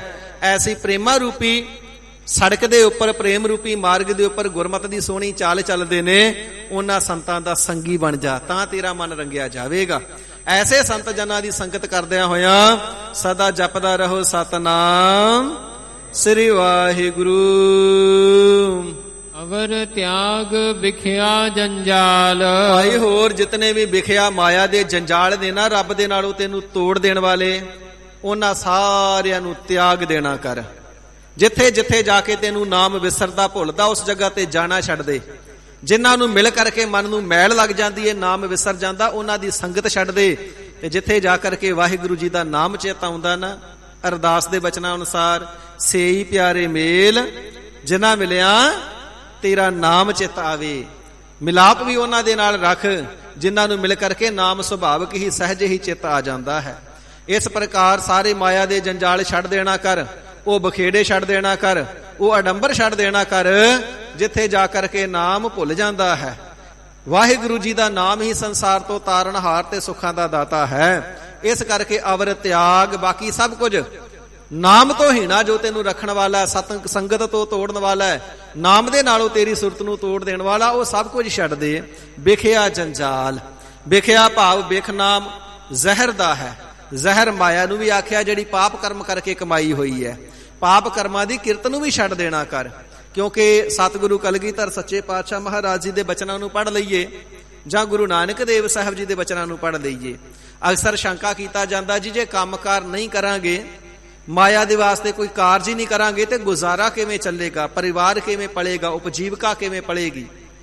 ਤੇ ਸਾਧ ਸੰਗਤ ਜੀ, ਸਤਿਗੁਰੂ ਸੱਚੇ ਪਾਤਸ਼ਾਹ ਜੀ ਨੇ ਆਪਣੇ ਸਿੱਖਾਂ ਨੂੰ ਵਿਹਲੜ ਨਹੀਂ ਜੇ ਬਣਾਇਆ। ਸਤਿਗੁਰੂ ਸੱਚੇ ਪਾਤਸ਼ਾਹ ਜੀ ਨੇ ਕਿਤੇ ਨਹੀਂ ਆਖਿਆ ਕਿ ਕੰਮ ਕਰਨਾ ਹੀ ਕੋਈ ਨਹੀਂ। ਕੰਮ ਤੇ ਕਰਨਾ ਹੈ, ਪਰ ਵਿਕਾਰ ਵਾਲਾ ਪਾਪ ਰੂਪੀ ਕਿਰਤ ਦਾ ਨਹੀਂ ਕਰਨਾ। ਕਿਹੜਾ ਕਰਨਾ ਹੈ? ਕਿਰਤ ਧਰਮ ਦੀ ਕਰਨੀ। ਕਲਗੀਧਰ ਸਾਹਿਬ ਜੀ ਦੇ 52 ਬਚਨਾਂ ਦੇ ਵਿੱਚੋਂ ਪਹਿਲਾ ਬਚਨ ਕਿਰਤ ਧਰਮ ਦੀ ਕਰਨੀ। ਧਰਮ ਤੋਂ ਭਾਵ ਹੈ ਕਿਸੇ ਦਾ ਹੱਕ ਨਹੀਂ ਮਾਰਨਾ ਤੇ ਸਿਮਰਨ ਕਰਦਿਆਂ ਹੋਇਆਂ ਕਮਾਈ ਕਰਨੀ ਹੈ। ਕੰਮਕਾਰ ਧੰਦੇ ਧੰਧਾਰ ਕਰਦਿਆਂ ਨਾਮ ਦੇ ਨਾਲੋਂ ਸੁਰਤ ਨਾ ਟੁੱਟੇ, ਹੱਥ ਪਾਓ ਕਰ ਕਾਮ ਸਭ। ਸਾਰੇ ਕੰਮ ਕਰਨ ਵਾਸਤੇ ਆਖਿਆ ਸ਼ੁਭ ਕਾਰਜ, ਕਾਰਜ ਕਰਨੇ ਛੱਡਣੇ ਨਹੀਂ, ਚੀਤ ਨਿਰੰਜਨ ਨਾਲ। ਫਿਰ ਉਸ ਵੇਲੇ ਜਿਹੜੀ ਮਾਇਆ ਉਹ ਅੰਮ੍ਰਿਤ ਰੂਪ ਹੋ ਜਾਂਦੀ, ਧਰਮ ਦੀ ਕਿਰਤ ਬਣ ਜਾਂਦੀ ਏ। ਫਿਰ ਉਹ ਜ਼ਹਿਰ ਦਾ ਜੰਜਾਲ ਨਹੀਂ ਰਹਿੰਦੀ, ਜ਼ਹਿਰ ਦਾ ਪਿਆਲਾ ਨਹੀਂ ਰਹਿੰਦੀ ਹੈ। ਹਜ਼ੂਰ ਫਰਮਾਵਣਾ ਕਰਦੇ ਨੇ ਵਿਖਿਆ ਜੰਜਾਲ।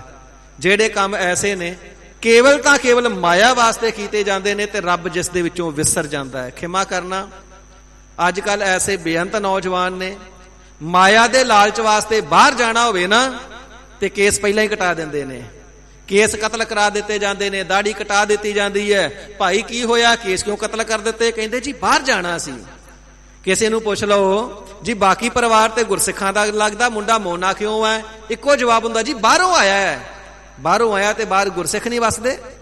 ਸਤਿਗੁਰੂ ਨਾਨਕ ਦੇਵ ਸਾਹਿਬ ਜੀ ਦੇ ਨਾਲੋਂ ਜ਼ਿਆਦਾ ਬਾਹਰਲੇ ਦੇਸ਼ਾਂ 'ਚ ਕੌਣ ਗਿਆ ਹੋਏਗਾ? ਕਿਹੜਾ ਦੇਸ਼ ਹੈ ਜਿੱਥੇ ਗੁਰੂ ਨਾਨਕ ਦੇਵ ਸਾਹਿਬ ਜੀ ਨਹੀਂ ਗਏ? ਮਹਾਰਾਜ ਜੀ ਆਪ ਸਾਬਤ ਸੂਰਤ ਦਸਤਾਰ ਸਿਰਾਂ ਦੀ ਮਰਿਆਦਾ ਵਿੱਚ ਰਹੇ। ਭਾਈ ਬਾਲਾ ਜੀ ਤੇ ਮਰਦਾਨਾ ਜੀ ਨੂੰ ਇਸੇ ਮਰਿਆਦਾ ਵਿੱਚ ਰੱਖਿਆ ਤੇ ਜਿੱਥੇ ਜਿੱਥੇ ਗਏ ਉਥੇ ਸਤਿਗੁਰੂ ਜੀ ਨੇ ਗੁਰਸਿੱਖੀ ਦਾ ਵਿਸਥਾਰ ਕੀਤਾ, ਰਾਖਸ਼ਾਂ ਤੱਕ ਨੂੰ ਵੀ ਗੁਰਸਿੱਖ ਬਣਾ ਦਿੱਤਾ। ਜਿਸ ਵੇਲੇ ਹਬਸ਼ ਵਲਾਇਤ ਗਏ ਨੇ ਨਾ, ਸਭ ਰਾਖਸ਼ ਕੋ ਨਾਮ ਜਪਾਇਓ, ਸਾਰਿਆਂ ਰਾਖਸ਼ਾਂ ਨੂੰ ਵੀ ਸਤਿਗੁਰੂ ਸੱਚੇ ਪਾਤਸ਼ਾਹ ਜੀ ਨੇ ਨਾਮ ਜਪਾਵਣਾ ਕੀਤਾ। ਸਤਿਗੁਰੂ ਜੀ ਦੀ ਸਿੱਖੀ ਤੇ ਐਸੀ ਵਿਸ਼ਾਲ ਹੈ। ਹਜ਼ੂਰ ਫਰਮਾਵਣਾ ਕਰਦੇ ਨੇ, ਐਸਾ ਪਾਪ ਦਾ ਕਰਮ, ਪਾਪ ਦੀ ਕਿਰਤ ਜਿੱਥੋਂ ਰੱਬ ਭੁੱਲ ਜਾਂਦਾ ਹੈ, ਐਸੇ ਅਡੰਬਰਾਂ ਨੂੰ, ਐਸੇ ਮਾਇਆ ਦੇ ਲਾਲਚ ਵਾਲੇ ਕਾਰਜਾਂ ਨੂੰ ਜਿੱਥੋਂ ਰੱਬ ਵਿਸਰ ਜਾਂਦਾ ਹੋਵੇ, ਛੱਡ ਦੇਣਾ ਕਰ। ਧੰਨ ਧੰਨ ਕਹਿ ਸਭ ਕੋਏ। ਸੱਚੇ ਪਾਤਸ਼ਾਹ ਜਦੋਂ ਇਸ ਪ੍ਰਕਾਰ ਪਾਪ ਦੀ ਕਿਰਤ ਨੂੰ ਛੱਡ ਕਰਕੇ ਧਰਮ ਦੀ ਕਿਰਤ ਕਰਦਿਆਂ ਹੋਇਆ ਨਾਮ ਜਪਣਾ ਕਰਾਂਗੇ, ਫਿਰ ਪ੍ਰਾਪਤੀ ਕੀ ਹੋਵੇਗੀ?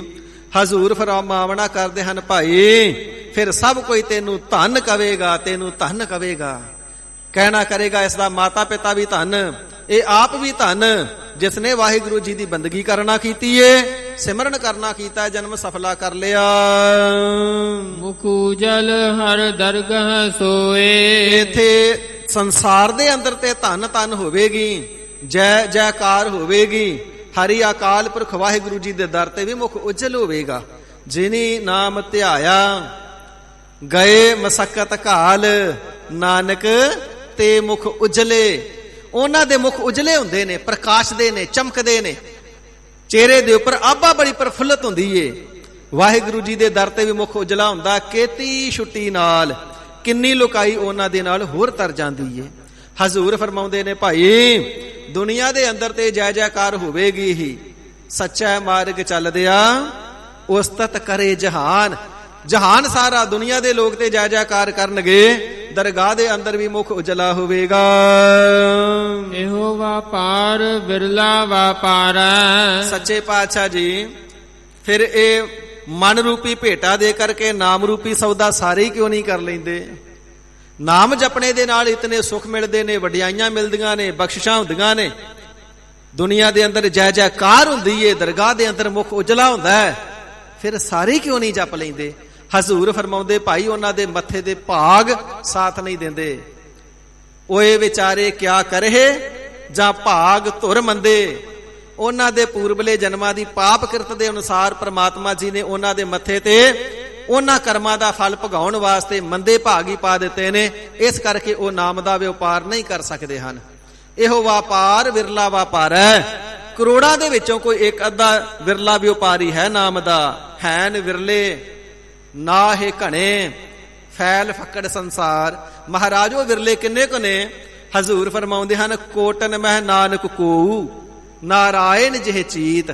ਜਿਸ ਦੇ ਚਿੱਤ ਦੇ ਅੰਦਰ ਪ੍ਰਮਾਤਮਾ ਜੀ ਦੇ ਨਾਮ ਦਾ ਵਸ ਹੈ, ਉਹ ਤੇ ਕੋਈ ਕਰੋੜਾਂ ਦੇ ਵਿੱਚੋਂ ਇੱਕ ਹੈ। ਭਾਈ ਸਾਰਿਆਂ ਦੇ ਮਸਤਕ ਦੇ ਭਾਗ ਸਾਥ ਨਹੀਂ ਦਿੰਦੇ ਹਨ।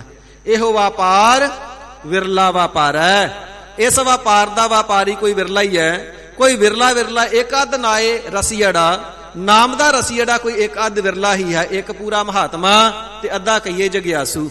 ਵਿਰਲਾ ਵਿਰਲਾ ਜਗਿਆਸੂ ਤੇ ਵਿਰਲੇ ਵਿਰਲੇ ਮਹਾਤਮਾ ਹੀ ਇਸ ਨਾਮ ਦੇ ਵਪਾਰੀ ਹੋ ਕਰਕੇ ਵਪਾਰ ਕਰਦੇ ਹਨ। ਨਾਨਕ ਤਾਂ ਕਾ ਸਦ ਬਲਹਾਰਾ। ਗਰੀਬ ਨਿਵਾਜ ਜਿਹੜੇ ਨਾਮ ਦਾ ਵਪਾਰ ਕਰਦੇ ਨੇ, ਆਪ ਜੀ ਦੇ ਹਿਰਦੇ ਵਿੱਚ ਤਿਨਾਂ ਦਾ ਕੀ ਸਥਾਨ ਹੈ? ਹਜ਼ੂਰ ਫਰਮਾਉਂਦੇ ਹਨ, ਨਾਨਕ ਤਾਂ ਕੈ ਸਦ ਬਲਿਹਾਰ। ਭਾਈ ਅਸੀਂ ਉਹਨਾਂ ਤੋਂ ਸਦਾ ਬਲਿਹਾਰ ਜਾਂਦੇ ਹਾਂ, ਕੁਰਬਾਨ ਜਾਂਦੇ ਹਾਂ, ਆਪਾਂ ਨਿਸ਼ਾਵਰ ਕਰਦੇ ਹਾਂ ਉਹਨਾਂ ਤੋਂ ਜਿਹੜੇ ਹਰੀ ਅਕਾਲ ਪੁਰਖ ਵਾਹਿਗੁਰੂ ਜੀ ਦੇ ਨਾਮ ਨੂੰ ਜਪਦੇ ਨੇ। ਤਾਂ ਕੈ ਸਦ ਬਲਿਹਾਰ ਹੈ। ਭਾਈ ਉਹਨਾਂ ਤੋਂ ਸਦਾ ਬਲਿਹਾਰ ਕੁਰਬਾਨ ਜਾਣਾ ਕਰੋ, ਆਪਾਂ ਵਾਰ ਦੇਣਾ ਕਰੋ ਤਿਨਾਂ ਤੋਂ ਜੋ ਵਾਹਿਗੁਰੂ ਜੀ ਦੇ ਨਾਮ ਨੂੰ ਸਦਾ ਹੀ ਜਪਦੇ ਹਨ। ਚਰਨ ਸਾਧ ਕੇ ਧੋਏ ਧੋਏ ਪੀਓ। ਮਹਾਰਾਜ ਐਸਾ ਸਾਧੂ ਮਹਾਤਮਾ ਪੂਰਨ ਮਿਲ ਜਾਵੇ, ਤਿਨਾਂ ਦੀ ਸੇਵਾ ਕਿਵੇਂ ਕਰਨਾ ਕਰੀਏ?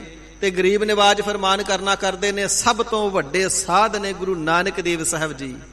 ਥੰਮੈ ਕੋਏ ਨਾ ਸਾਧ ਬਿਨ, ਸਾਧ ਨਾ ਦਿਸੈ ਜਗ ਵਿੱਚ ਕੋਆ। ਪੂਰੇ ਸਾਧ ਸਤਿਗੁਰੂ ਨਾਨਕ ਦੇਵ ਸਾਹਿਬ ਜੀ ਨੇ ਹੀ ਪਾਪਾਂ ਨੂੰ ਥੰਮ ਦੇਣਾ ਕੀਤਾ ਹੈ, ਧਰਤੀ ਨੂੰ ਥੰਮ ਦੇਣਾ ਕੀਤਾ, ਧੀਰਜ ਆਸਰਾ ਦੇਣਾ ਕੀਤਾ ਹੈ। ਸਤਿਗੁਰੂ ਸਾਹਿਬ ਜੀ ਤੋਂ ਬਿਨਾ ਹੋਰ ਕੋਈ ਜਗਤ ਦੇ ਅੰਦਰ ਸਾਧ ਨਜ਼ਰ ਨਹੀਂ ਸੀ ਆਉਂਦਾ। ਸਿੱਧ ਇਤਿਆਦਿਕੀ ਪਰਬਤਾਂ ਤੇ ਜਾ ਲੁਕੇ ਸਨ। ਐਸੇ ਪੂਰੇ ਸਤਿਗੁਰੂ ਗੁਰੂ ਨਾਨਕ ਦੇਵ ਸੱਚੇ ਪਾਤਸ਼ਾਹ ਮਹਾਰਾਜ ਸਾਹਿਬ ਜੀ ਦੇ ਚਰਨਾਂ ਨੂੰ, ਖੱਬੇ ਅਤੇ ਸੱਜੇ ਚਰਨਾਂ ਨੂੰ ਧੋ ਧੋ ਕਰਕੇ ਪੀਣਾ ਕਰੋ। ਜਿਵੇਂ ਸਤਿਗੁਰੂ ਜੀ ਕਾਬਲ ਗਏ ਤੇ ਇੱਕ ਚਰਨ ਨੂੰ ਹਿੰਦੂਆਂ ਨੇ ਪੂਜਿਆ, ਇੱਕ ਚਰਨ ਨੂੰ ਮੁਸਲਮਾਨਾਂ ਨੇ ਪੂਜਿਆ। ਇਸ ਪ੍ਰਕਾਰ ਖੱਬੇ ਚਰਨ ਸੱਜੇ ਚਰਨ ਦੀ ਪੂਜਾ ਹੋਈ ਨਾ। ਗਰੀਬ ਨਿਵਾਜ ਸਤਿਗੁਰਾਂ ਦੇ ਖੱਬੇ ਸੱਜੇ ਚਰਨਾਂ ਨੂੰ ਧੋ ਧੋ ਕਰਕੇ ਪੀਵਣਾ ਕਰੋ। ਇਸੇ ਪ੍ਰਕਾਰ ਚਰਨ ਧੋ ਕੇ ਪੀਣ ਤੋਂ ਅੰਤਰੀਵ ਭਾਵ ਹੈ ਆਗਿਆਕਾਰੀ ਹੋ ਕਰਕੇ ਰਹਿਣਾ। ਜਿਵੇਂ ਕੋਈ ਪੁੱਤਰ ਮਾਤਾ ਪਿਤਾ ਦਾ ਆਗਿਆਕਾਰੀ ਹੋਵੇ ਕਹਿ ਦਿੰਦੇ ਨੇ ਫਲਾਣੇ ਦਾ ਪੁੱਤ ਆਪਣੇ ਮਾਪਿਆਂ ਦੇ ਚਰਨ ਧੋ ਧੋ ਕੇ ਪੀਂਦਾ, ਪੈਰ ਧੋ ਧੋ ਕੇ ਪੀਂਦਾ, ਭਾਵ ਆਗਿਆਕਾਰੀ ਹੈ। ਭਾਈ ਮਨ ਦੀ ਵਿਕਾਰਾਂ ਵਾਲੀ ਮਤ ਨੂੰ ਛੱਡ ਕਰਕੇ ਸਦਾ ਹੀ ਗੁਰੂ ਨਾਨਕ ਦੇਵ ਸੱਚੇ ਪਾਤਸ਼ਾਹ ਜੀ ਦੇ, ਗੁਰੂ ਗੋਬਿੰਦ ਸਿੰਘ ਸਾਹਿਬ ਗਰੀਬ ਨਿਵਾਜ ਜੀ ਦੇ, ਸ੍ਰੀ ਗੁਰੂ ਗ੍ਰੰਥ ਸਾਹਿਬ ਜੀ ਦੇ ਆਗਿਆਕਾਰੀ ਬਣ ਕੇ ਰਹੋ। ਇਸੇ ਪ੍ਰਕਾਰ ਸਾਧ ਕੌਣ ਹੈ? ਗੁਰਮੁਖ ਸਾਧ ਅਸਾਧ ਸਾਧ ਵਖਾਣੀ ਹੈ। ਜਿਨ੍ਹਾਂ ਗੁਰਮੁਖਾਂ ਨੇ ਸਤਿਗੁਰੂ ਜੀ ਦੀ ਪੂਰਨ ਉਪਦੇਸ਼ ਦੀ ਸਿੱਖਿਆ ਦੁਆਰਾ ਅਸਾਧ ਮਨ ਨੂੰ ਸਾਧ ਲੈਣਾ ਕੀਤਾ ਨਾ, ਤੇ ਇਸ ਨੂੰ ਸਾਧ ਆਖਿਆ ਜਾਂਦਾ ਹੈ। ਪੂਰਾ ਸਾਧੂ ਮਹਾਤਮਾ ਜੋ ਸਾਧਨਾ ਸੰਯੁਕਤ ਹੈ, ਸਾਧਨਾ ਸੰਪੰਨ ਹੈ, ਜਿਸ ਦੀ ਸਾਧਨਾ ਪੂਰੀ ਹੋ ਗਈ ਸੋ ਸਾਧ ਕਹਿਣਾ ਕਰੀਏ। ਐਸਾ ਪੂਰਾ ਸਾਧੂ ਮਿਲ ਜਾਵੇ ਤੇ ਸਾਧੂ ਦੇ ਚਰਨਾਂ ਨੂੰ ਧੋ ਧੋ ਕੇ ਪੀਣਾ ਕਰੋ। ਭਾਵ ਸਾਧੂ ਦਾ ਕੀਤਾ ਹੋਇਆ ਕੋਈ ਬਚਨ ਬਿਰਥਾ ਨਾ ਚਲਿਆ ਜਾਵੇ, ਤੇ ਇਸ ਸਾਧੂ ਦੇ ਬਚਨਾਂ ਦੇ ਅਨੁਸਾਰ ਨਾਮ ਨੂੰ ਜਪਣਾ ਕਰੋ, ਅੰਮ੍ਰਿਤ ਵੇਲੇ ਉੱਠਣਾ ਕਰੋ, 5 ਬਾਣੀਆਂ ਦਾ ਪਾਠ, ਇਸ ਤੋਂ ਜ਼ਿਆਦਾ ਜਿਤਨਾ ਵੀ ਹੋ ਸਕੇ ਵੱਧ ਤੋਂ ਵੱਧ ਕਰਨਾ ਹੈ। ਅੱਜ ਢੁੱਚਰਬਾਜ਼ ਤਾਂ ਬੜੀਆਂ ਢੁੱਚਰਾਂ ਕਰਦੇ ਨੇ ਜੀ। ਕੇਵਲ ਤਾਂ ਕੇਵਲ ਮਨ ਵਿੱਚ ਧਿਆਨ ਹੀ ਰੱਖਣਾ ਚਾਹੀਦਾ ਕਿ ਰੱਬ ਹੈਗਾ, ਯਾਦ ਰੱਖਣਾ ਚਾਹੀਦਾ ਹੈਗਾ। ਬਾਣੀ ਪੜ੍ਹਨੇ ਦੀ ਕੀ ਲੋੜ ਹੈ? ਜਪਣ ਨੂੰ ਵੀ ਤੋਤਾ ਰਟਨ ਕਹਿੰਦੇ ਨੇ। ਕੋਈ ਕਹਿੰਦੇ ਜੀ 5 ਨਹੀਂ 3 ਬਾਣੀਆਂ ਪੜ੍ਹਨੀਆਂ ਚਾਹੀਦੀਆਂ। ਇਹ ਉਪਦੇਸ਼ ਤੇ ਸਾਧੂ ਮਹਾਤਮਾ ਹੀ ਦਿੰਦੇ ਨੇ ਨਾ। ਭਾਈ 5 ਗ੍ਰੰਥੀ ਦਾ ਨਿਤਨੇਮ ਕਰੋ, ਭਾਈ ਇਤਨੀਆਂ ਮਾਲਾ ਮੂਲ ਮੰਤਰ ਦੀਆਂ ਕਰੋ, ਗੁਰਮੰਤਰ ਦੀਆਂ ਕਰੋ। ਇਹ ਉਪਦੇਸ਼ ਸੰਤ ਜਾਨੀ ਦਿੰਦੇ ਨੇ। ਇਸ ਪ੍ਰਕਾਰ ਹਜ਼ੂਰ ਫਰਮਾਵਣਾ ਕਰਦੇ ਨੇ, ਨਾਮ ਦਾ ਰਸੀਆ ਕੋਈ ਸਾਧੂ ਮਿਲ ਜਾਵੇ ਤੇ ਇਸ ਦਾ ਕੀਤਾ ਹੋਇਆ ਬਚਨ ਕੋਈ ਵਿਰਥਾ ਨਾ ਚਲਿਆ ਜਾਵੇ। ਜਿਹੜਾ ਵੀ ਬਚਨ ਕਰ ਦਿੰਦੇ ਨੇ ਆਗਿਆਕਾਰੀ ਹੋ ਕਰਕੇ ਤਨਾ ਬਚਨਾਂ ਦੀ ਕਮਾਈ ਕਰਨਾ ਕਰੋ। ਅਰਪ ਸਾਧ ਕੋ ਆਪਣਾ ਜੀਓ, ਤੇ ਆਪਣਾ ਜਿਹੜਾ ਮਨ ਹੈ, ਜੀ ਹੈ, ਇਹ ਸਾਧੂ ਨੂੰ ਅਰਪਣ ਕਰ ਦੇਵੋ। ਭਾਵ ਮਨ ਦੀ ਮਤ ਨੂੰ ਤਿਆਗ ਦੇਣਾ ਕਰੋ। ਜੋ ਸਾਧੂ ਬਚਨ ਕਰਦੇ ਨੇ ਮਨ ਦੇ ਵਿੱਚ ਤਿੰਨਾਂ ਨੂੰ ਪਿਆਰ ਦੇ ਸਹਿਤ ਧਾਰਨ ਕਰਕੇ ਤਿਸ ਦੀ ਕਮਾਈ ਕਰੋ। ਸਾਧ ਕੀ ਧੂਰ ਕਰੋ ਇਸ਼ਨਾਨ, ਸਾਧੂ ਦੇ ਚਰਨਾਂ ਦੀ ਧੂੜ ਲਾ ਕਰਕੇ ਇਸ਼ਨਾਨ ਕਰਨਾ ਕਰੋ। ਤੱਪੜ ਝਾੜ ਵਿਛਾਏ ਧੂੜੀ ਨਹਾਇਆ, ਦਰੀਆਂ ਝਾੜਨੀਆਂ, ਤੱਪੜ ਝਾੜਨੇ, ਚਾਦਰਾਂ ਝਾੜਨੀਆਂ, ਇਹ ਗੁਰੂ ਘਰ ਦੀ ਸੇਵਾ ਕਰਦੇ ਆ। ਸਰੀਰ ਦੇ ਉੱਪਰ ਸੰਗਤਾਂ ਦੀ ਚਰਨ ਧੂੜ ਪੈ ਜਾਵੇ, ਇਹ ਸਾਧ ਸੰਗਤ ਦੀ ਚਰਨਾਂ ਦੀ ਧੂੜੀ ਦਾ ਇਸ਼ਨਾਨ ਹੈ। ਇਸੇ ਪ੍ਰਕਾਰ ਚਰਨ ਧੂੜ ਪਰ ਤੱਕ ਵੀ ਮਸਤਕ ਨੂੰ ਲਾਉਣ ਦੇ ਨਾਲ ਪੁੱਠੇ ਲੇਖ ਸਿੱਧੇ ਹੋ ਜਾਇਆ ਕਰਦੇ ਨੇ। ਜਿਵੇਂ ਕੱਲ ਦੇ ਦੀਵਾਨ ਅੰਦਰ ਜ਼ਿਕਰ ਕੀਤਾ ਸੀ, ਭਾਈ ਸ਼ੁਬੇਗ ਸਿੰਘ ਜੀ ਨੇ ਭਾਵੇਂ ਪੈਰਾਂ ਵਿੱਚ ਜੰਜ਼ੀਰਾਂ ਪਈਆਂ ਹੋਈਆਂ ਸਨ, ਪਰ ਆਪਣੇ ਪੈਰ ਦਾ ਪੰਜਾ ਆਪਣੇ ਪੁੱਤਰ ਸ਼ਾਹਬਾਜ਼ ਸਿੰਘ ਜੀ ਦੇ ਮੱਥੇ ਤੇ ਮਾਰਿਆ ਤੇ ਮੱਥੇ ਤੋਂ ਮਾੜੇ ਕਰਮਾਂ ਦੀ ਰੇਖਾ ਹੀ ਮਿਟਾ ਦੇਣਾ ਕੀਤੀ ਸੀ। ਪਾਵਨ ਬਚਨ ਨੇ ਨਾ ਸਤਿਗੁਰੂ ਸੱਚੇ ਪਾਤਸ਼ਾਹ ਜੀ ਦੇ, ਗਰੀਬ ਨਿਵਾਜ ਸਾਹਿਬ ਜੀ, ਆਪ ਜੀ ਦੇ ਪੂਰੇ ਗੁਰਸਿੱਖਾਂ ਦੀ ਚਰਨੀ ਦੀ ਧੂੜੀ ਮਿਲ ਜਾਵੇ, ਸਾਡਾ ਪਾਪੀਆਂ ਦਾ ਵੀ ਉਧਾਰ ਹੋ ਜਾਵੇ। ਗੁਰਸਿੱਖਾਂ ਕੀ ਹਰ ਧੂੜ ਦੇਹ, ਹਮ ਪਾਪੀ ਪੀਗਤ ਪਾਹੇ। ਸੋ ਸਾਧੂ ਜਨਾਂ ਦੀ ਚਰਨ ਧੂੜੀ, ਪੂਰਨ ਗੁਰਸਿੱਖਾਂ ਦੀ ਚਰਨ ਧੂੜੀ ਮਾੜੇ ਕਰਮਾਂ ਨੂੰ ਮੇਟ ਦਿੰਦੀ ਏ। ਇਸ਼ਨਾਨ ਕੀ ਕਰਨਾ ਹੈ? ਸ਼ਰਧਾ ਭਾਵਨਾ ਦੇ ਨਾਲ ਬਚਨਾਂ ਦੀ ਕਮਾਈ ਕਰਨੀ, ਆਗਿਆ ਦੇ ਵਿੱਚ ਰਹਿਣਾ, ਇਹ ਵੀ ਚਰਨ ਧੂੜੀ ਦਾ ਇਸ਼ਨਾਨ ਹੈ। ਪਰ ਤੱਕ ਚਰਨ ਧੂੜ ਲੈ ਕਰਕੇ ਮਸਤਕ ਨੂੰ ਲਾਉਣੀ, ਇਹ ਵੀ ਚਰਨਾਂ ਧੂੜੀ ਦਾ ਇਸ਼ਨਾਨ ਹੈ। ਡਾਕਟਰ ਭਾਈ ਵੀਰ ਸਿੰਘ ਸਾਹਿਬ ਜੀ ਲਿਖਦੇ ਨੇ, ਤਿੰਨਾਂ ਦੇ ਕੋਲ ਇੱਕ ਸਿੱਖ ਆਇਆ, ਕਹਿਣ ਲੱਗਾ, ਭਾਈ ਸਾਹਿਬ ਜੀ, ਬਾਕੀ ਦੇ ਸਿੱਖ ਤੇ ਹੋਰ ਸੰਗੀ ਸਾਥੀ ਮਿੱਤਰ ਦੋਸਤ ਮਜ਼ਾਕ ਬੜਾ ਕਰਦੇ ਨੇ, ਲੰਕਾ ਦਾ ਚੋਰ ਕਹਿੰਦੇ ਨੇ। ਪੁੱਛਿਆ ਕਿਉਂ? ਕਹਿੰਦੇ ਜੀ ਮੇਰੇ ਦਾੜਾ ਨਹੀਂ ਆਇਆ। ਤੇ ਪੁਰਾਤਨ ਸਮੇਂ ਦੇ ਵਿੱਚ ਜਿਸ ਨੂੰ ਦਾੜਾ ਨਾ ਆਵੇ ਉਸ ਨੂੰ ਮਜ਼ਾਕ ਕਰਨ ਵਾਸਤੇ ਲੰਕਾ ਦਾ ਚੋਰ ਆਖਿਆ ਜਾਂਦਾ ਸੀ। ਕਹਿੰਦੇ ਜੀ ਸਾਰੇ ਮੈਨੂੰ ਲੰਕਾ ਦਾ ਚੋਰ ਕਹਿੰਦੇ ਨੇ, ਕਿਰਪਾ ਕਰਕੇ ਕੋਈ ਐਸੀ ਜੁਗਤ ਦੱਸੋ ਜਿਸ ਦੇ ਨਾਲ ਮੇਰੇ ਮੁਖ ਤੇ ਦਾੜਾ ਆ ਜਾਵੇ। ਤੇ ਡਾਕਟਰ ਭਾਈ ਵੀਰ ਸਿੰਘ ਸਾਹਿਬ ਜੀ ਨੇ ਬਚਨ ਕਰਨਾ ਕੀਤਾ, ਸੰਗਤ ਦੇ ਜੋੜੇ ਝਾੜਿਆ ਕਰ, ਜੋੜੇ ਝਾੜ ਕਰਕੇ ਉਹ ਜਿਹੜੀ ਚਰਨ ਧੂੜ ਹੁੰਦੀ ਹੈ ਉਸ ਨੂੰ ਮੁਖ ਤੇ ਲਾਇਆ ਕਰ, ਕਲਗੀਧਰ ਸਾਹਿਬ ਜੀ ਦਾੜਾ ਬਖਸ਼ ਦੇਣਗੇ। ਤੇ ਸਾਧ ਸੰਗਤ ਜੀ ਉਸਨੇ ਨਿਯਮ ਬਣਾ ਲਿਆ, ਅੰਮ੍ਰਿਤ ਵੇਲੇ ਗੁਰੂ ਘਰ ਆਉਣਾ, ਜੋੜੇ ਝਾੜਨੇ ਤੇ ਚਰਨ ਧੂੜ ਲੈ ਕਰਕੇ ਮੁਖ ਨੂੰ ਲਾਉਣੀ। ਤੇ ਇਤਿਹਾਸ ਦੇ ਵਿੱਚ ਬਚਨ ਨੇ ਉਸ ਗੁਰਸਿੱਖ ਨੂੰ ਗੋਡਿਆਂ ਗੋਡਿਆਂ ਤੱਕ ਲੰਬਾ ਦਾੜਾ ਆਇਆ। ਇਸ ਪ੍ਰਕਾਰ ਇਹ ਚਰਨ ਧੂੜੀ ਦਾ ਫਲ ਹੈ। ਸੰਤ ਬਾਬਾ ਜਰਨੈਲ ਸਿੰਘ ਜੀ ਮਹਾਂਪੁਰਖਾਂ ਦੇ ਕੋਲ ਵੀ ਸਿੱਖ ਨੇ ਬੇਨਤੀ ਕੀਤੀ ਸੀ, ਅੱਧਾ ਦਾੜਾ ਉਸ ਦੇ ਮੁਖ ਤੇ ਸੀ ਤੇ ਇੱਕ ਪਾਸੇ ਅੱਧਾ ਨਹੀਂ ਸੀ ਹੈਗਾ। ਬੜੇ ਗੁਰਸਿੱਖੀ ਦੇ ਪਿਆਰ ਵਾਲੇ ਬਚਨ ਕਰਦਾ, ਪਰ ਦਾੜਾ ਇਸ ਤਰੀਕੇ ਦੇ ਨਾਲ ਮੁਖ ਤੇ ਕਰਕੇ ਸਾਰਾ ਮੁਖ ਜਿਹੜਾ ਸੀ ਦਾੜੇ ਨੂੰ ਬੰਨਿਆ ਹੋਇਆ ਸੀ। ਤੇ ਮਹਾਂਪੁਰਖਾਂ ਨੇ ਬਚਨ ਕਰਨਾ ਕੀਤਾ, ਗੁਰਮੁਖੋ ਬਚਨ ਤੇ ਤੁਹਾਡੇ ਬੜੇ ਚੰਗੇ ਨੇ, ਪਰ ਦਾੜਾ ਬੰਨਿਆ ਹੋਇਆ ਕਿਉਂ? ਇਸ ਨੂੰ ਪ੍ਰਕਾਸ਼ ਕਰ ਦਿਓ। ਨੇਤਰ ਨੀਵੇਂ ਕਰ ਲੈ ਜਲ ਆ ਗਿਆ। ਕਹਿੰਦਾ ਜੀ ਚਾਹੁੰਦਾ ਤੇ ਮੈਂ ਵੀ ਆ ਦਾੜਾ ਪ੍ਰਕਾਸ਼ ਕਰਾਂ, ਪਰ ਕਰ ਨਹੀਂ ਸਕਦਾ। ਪੁੱਛਿਆ ਭਾਈ ਕਿਉਂ ਨਹੀਂ ਪ੍ਰਕਾਸ਼ ਕਰ ਸਕਦਾ? ਜਦੋਂ ਸਤਿਗੁਰੂ ਜੀ ਦਾ ਹੁਕਮ ਹੈ ਤੇ ਤੂੰ ਦਾੜਾ ਕਿਉਂ ਨਹੀਂ ਪ੍ਰਕਾਸ਼ ਕਰ ਸਕਦਾ? ਕਹਿਣ ਲੱਗਾ, ਮਹਾਂਪੁਰਖੋ ਅੱਧੇ ਮੁਖ ਤੇ ਦਾੜਾ ਹੈਗਾ ਤੇ ਅੱਧੇ ਤੇ ਹੈਗਾ ਹੀ ਨਹੀਂ।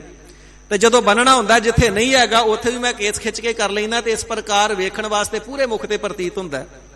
ਤੇ ਮਹਾਂਪੁਰਖਾਂ ਨੇ ਬਚਨ ਕਰਨਾ ਕੀਤਾ ਸੀ, ਸੰਗਤ ਦੇ ਜੋੜੇ ਝਾੜ ਕਰਕੇ ਮੁਖ ਤੇ ਲਾਇਆ ਕਰ, ਜਿੱਧਰ ਨਹੀਂ ਦਾੜਾ ਹੈਗਾ ਉਧਰ ਵੀ ਆ ਜਾਵੇਗਾ। ਬਚਨ ਨੂੰ ਕਮਾਵਣਾ ਕੀਤਾ, ਜੋੜੇ ਝਾੜ ਕਰਕੇ ਚਰਨ ਧੂੜ ਮੁਖ ਤੇ ਲਾਉਂਦਾ ਰਿਹਾ ਤੇ ਸਾਧ ਸੰਗਤ ਜੀ ਜਿੱਧਰ ਦਾੜਾ ਨਹੀਂ ਸੀ ਉਧਰ ਵੀ ਭਰਪੂਰ ਦਾੜਾ ਆ ਗਿਆ।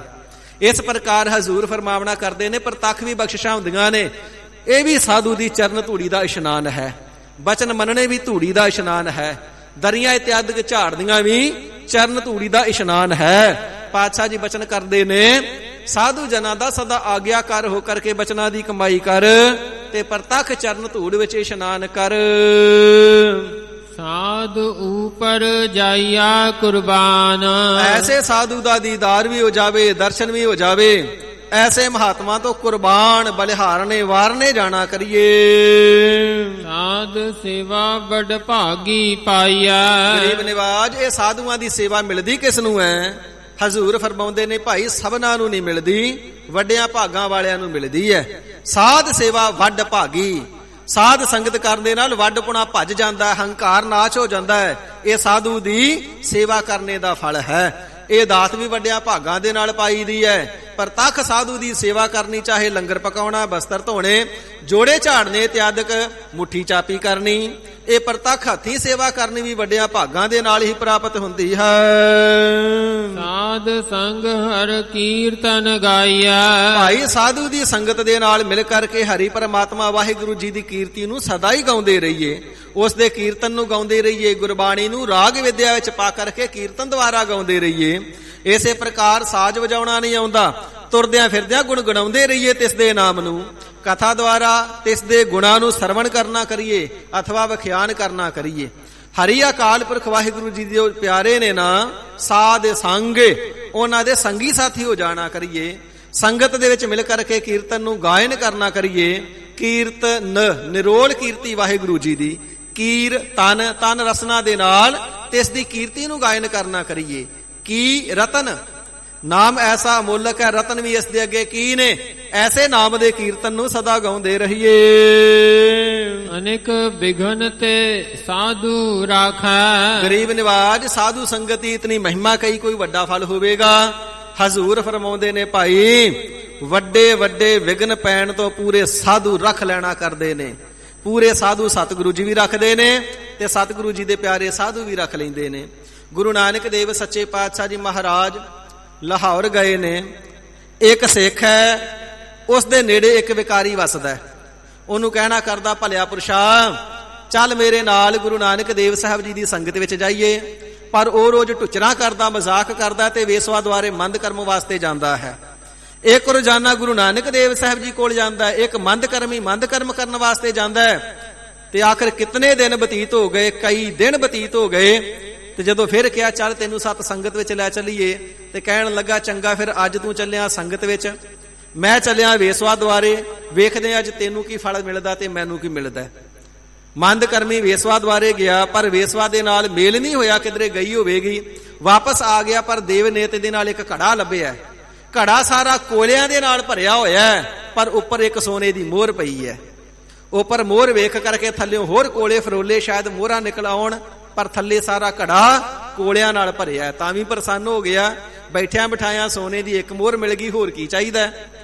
ਤੇ ਜਿਹੜਾ ਗੁਰੂ ਨਾਨਕ ਦੇਵ ਸਾਹਿਬ ਜੀ ਦੀ ਸੰਗਤ ਕਰਕੇ ਆ ਰਿਹਾ ਸੀ, ਤੁਰਿਆ ਆਉਂਦਿਆਂ ਪੈਰ ਦੇ ਵਿੱਚ ਕੰਡਾ ਵੱਜਾ, ਜਿਹੜਾ ਪੈਰ ਚੋਂ ਆਰ ਪਾਰ ਲੰਘ ਗਿਆ ਹੈ। ਏਡੀ ਤਿੱਖੀ ਸੂਲ, ਪੰਜਾਬੀ ਭਾਸ਼ਾ 'ਚ ਅੰਨੀਆਂ ਸੂਲਾਂ ਕਹਿੰਦੇ ਉਹਨਾਂ ਨੂੰ, ਕਿੱਕਰ ਦੇ ਕੰਡਿਆਂ ਨੂੰ, ਪੈਰ ਦੇ ਵਿੱਚੋਂ ਆਰ ਪਾਰ ਲੰਘ ਗਿਆ। ਬੜਾ ਦੁਖੀ ਹੋਇਆ, ਜ਼ੋਰ ਦੇ ਨਾਲ ਦੁਖੀ ਹੁੰਦੇ ਨੇ। ਪੈਰ ਚੋਂ ਕੰਡਾ ਪੁੱਟਿਆ ਤੇ ਲੰਗੇ ਵੱਲ ਲੰਗੜਾਉਂਦਾ ਤੁਰਿਆ ਆਉਂਦਾ। ਜਿਸ ਨੂੰ ਸੋਨੇ ਦੀ ਮੋਹਰ ਮਿਲੀ ਸੀ, ਵਿਕਾਰੀ ਵੇਖ ਕੇ ਹੱਸ ਪਿਆ, ਕਹਿੰਦਾ ਕੀ ਹੋਇਆ। ਗੁਰਮੁਖੀ ਨੇ ਦੱਸਿਆ, ਜੀ ਪੈਰ 'ਚ ਕੰਡਾ ਵੱਜ ਗਿਆ, ਬੜਾ ਦੁਖੀ ਹੋਇਆ। ਕਹਿੰਦਾ ਫਿਰ ਲੈ ਲਿਆ ਸਤ ਸੰਗਤ ਦਾ ਮੇਵਾ, ਤੂੰ ਸੰਗਤ ਕਰਕੇ ਆਇਆ ਹੈ, ਤੇਰੇ ਕੰਡਾ ਵੱਜ ਗਿਆ, ਸੂਲ ਵੱਜ ਗਈ। ਦੇਖ ਮੈਂ ਮੰਦ ਕਰਮ ਕਰਨ ਗਿਆ ਸੀ, ਮੈਨੂੰ ਸੋਨੇ ਦੀ ਮੋਹਰ ਮਿਲੀ ਹੈ, ਮੈਨੂੰ ਫਲ ਜ਼ਿਆਦਾ ਮਿਲਿਆ। ਗੁਰਸਿੱਖ ਪਰੇਸ਼ਾਨ ਹੋ ਗਿਆ, ਇਹ ਕਿਵੇਂ ਹੋ ਸਕਦਾ। ਸੰਗਤ ਕਰਨੇ ਕਰਕੇ ਦੁੱਖ ਮਿਲ ਗਿਆ, ਪਾਪ ਕਰਮ ਕਰਨ ਵਾਲੇ ਨੂੰ ਸੋਨੇ ਦੀ ਮੋਹਰ। ਕਹਿੰਦਾ ਭਲਿਆ ਮੇਰੇ ਤੇ ਸਮਝ ਵਿੱਚ ਨਹੀਂ ਆਉਂਦਾ, ਪਰ ਮੇਰਾ ਗੁਰੂ ਸਮਰੱਥ ਹੈ, ਮੇਰਾ ਗੁਰੂ ਗਿਆਨਵਾਨ ਹੈ। ਜਨਮਾਂ ਦੀਆਂ ਬਾਤਾਂ ਮੇਰੇ ਸਤਿਗੁਰੂ ਜੀ ਦੱਸ ਦਿੰਦੇ ਨੇ। ਚੱਲ ਸਤਿਗੁਰੂ ਜੀ ਨੂੰ ਪੁੱਛੀਏ। ਮਹਾਰਾਜ ਸਾਹਿਬ ਜੀ ਨੂੰ ਜਾ ਕਰਕੇ ਸਾਰੀ ਵਾਰਤਾ ਦੱਸੀ ਤੇ ਮਹਾਰਾਜ ਜੀ ਨੇ ਉਸ ਵਿਕਾਰੀ ਨੂੰ ਕਹਿਣਾ ਕੀਤਾ, ਪਿਛਲੇ ਜਨਮ ਦੇ ਵਿੱਚ ਤੂੰ ਪੁੰਨ ਕਰਮਾਂ ਵਾਲਾ ਆਦਮੀ ਸੀ, ਤੂੰ ਪਰਉਪਕਾਰ ਕੀਤਾ ਸੀ, ਜਿਸ ਦੇ ਬਦਲੇ ਵਿੱਚ ਤੈਨੂੰ ਸੋਨੇ ਦੀਆਂ ਮੋਹਰਾਂ ਦਾ ਭਰਿਆ ਹੋਇਆ ਘੜਾ ਮਿਲਣਾ ਸੀ। ਜਦੋਂ ਜਦੋਂ ਜਾ ਕਰਕੇ ਵੇਸਵਾ ਦੇ ਕੋਲ ਮੰਦ ਕਰਮ ਕਰਦਾ ਸੀ, ਇੱਕ ਮੋਹਰ ਦਾ ਕੋਲਾ ਬਣ ਜਾਂਦਾ ਸੀ। ਲਗਾਤਾਰ ਮੰਦ ਕਰਮੀ ਰਿਹਾ, ਸਾਰੀਆਂ ਮੋਹਰਾਂ ਕੋਲੇ ਬਣ ਗਏ। ਅੱਜ ਦੀ ਮੋਹਰ ਬਚੀ ਹੈ, ਜੇ ਅੱਜ ਵੀ ਮੰਦ ਕਰਮ ਕਰ ਲੈਂਦਾ ਤੇ ਇਹ ਵੀ ਕੋਲਾ ਬਣ ਜਾਣਾ ਸੀ। ਅੱਜ ਮੰਦ ਕਰਮ ਤੋਂ ਬਚ ਗਿਆ, ਇਸ ਕਰਕੇ ਸੋਨੇ ਦੀ ਮੋਹਰ ਮਿਲੀ ਹੈ। ਫਿਰ ਗੁਰਮੁਖ ਨੂੰ ਦੱਸਣਾ ਕੀਤਾ, ਭਾਈ ਪਿਛਲੇ ਜਨਮ ਦੇ ਵਿੱਚ ਤੂੰ ਰਾਜਾ ਸੀ, ਕਿਸੇ ਬੇਦੋਸ਼ੇ ਨੂੰ ਸੂਲੀ ਤੇ ਚਾੜ ਕੇ ਮਾਰਿਆ ਸੀ। ਬੇਦੋਸ਼ੇ ਨੂੰ ਸੂਲੀ ਤੇ ਚਾੜਨ ਬਦਲੇ ਤੈਨੂੰ ਸਜ਼ਾ ਮਿਲਣੀ ਸੀ। ਇਸ ਜਨਮ ਵਿੱਚ ਤੈਨੂੰ ਸੂਲੀ ਤੇ ਚਾੜ ਕੇ ਮਾਰਿਆ ਜਾਣਾ ਸੀ, ਪਰ ਤੂੰ ਗੁਰੂ ਕੀ ਸੰਗਤ ਕਰਦਾ ਰਿਹਾ। ਹਜ਼ੂਰ ਨੇ ਫਰਮਾਇਆ, ਸਾਡੀ ਸੰਗਤ ਕਰਦਾ ਰਿਹਾ, ਤੇਰੇ ਵਿਘਨ ਟਲ ਗਏ, ਸੂਲੀ ਤੋਂ ਸੂਲ ਬਣ ਗਈ ਏ।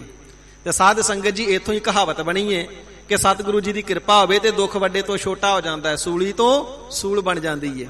ਤੇ ਇਸ ਨੂੰ ਵੀ ਨਿਸ਼ਚਾ ਹੋਇਆ। ਫਿਰ ਸਤਿਗੁਰੂ ਸੱਚੇ ਪਾਤਸ਼ਾਹ ਜੀ ਦੇ ਚਰਨ ਪਕੜ ਕਰਕੇ ਭੁੱਲ ਬਖਸ਼ਾਈ ਹੈ। ਹਜ਼ੂਰ ਫਰਮਾਉਂਦੇ ਹਨ, ਪੂਰੇ ਗੁਰੂ ਦੇ ਚਰਨਾਂ ਦੀ ਸ਼ਰਨ ਵਿੱਚ ਆ ਜਾਈਏ, ਬੇਅੰਤ ਜਿਹੜੇ ਵਿਘਨ ਨੇ ਉਹਨਾਂ ਦਾ ਨਾਸ਼ ਹੋ ਜਾਂਦਾ ਹੈ। ਤੇ ਪੂਰੇ ਸਤਿਗੁਰੂ ਜੀ ਦਾ ਪੂਰਾ ਮਹਾਤਮਾ ਕੋਈ ਸਾਧੂ ਮਿਲ ਜਾਵੇ ਤੇ ਇਸ ਦੀ ਸਤ ਸੰਗਤ ਕਰਨੇ ਦੇ ਨਾਲ ਅਨੇਕ ਵਿਘਨ ਤੇ ਸਾਧੂ ਰੱਖੈ।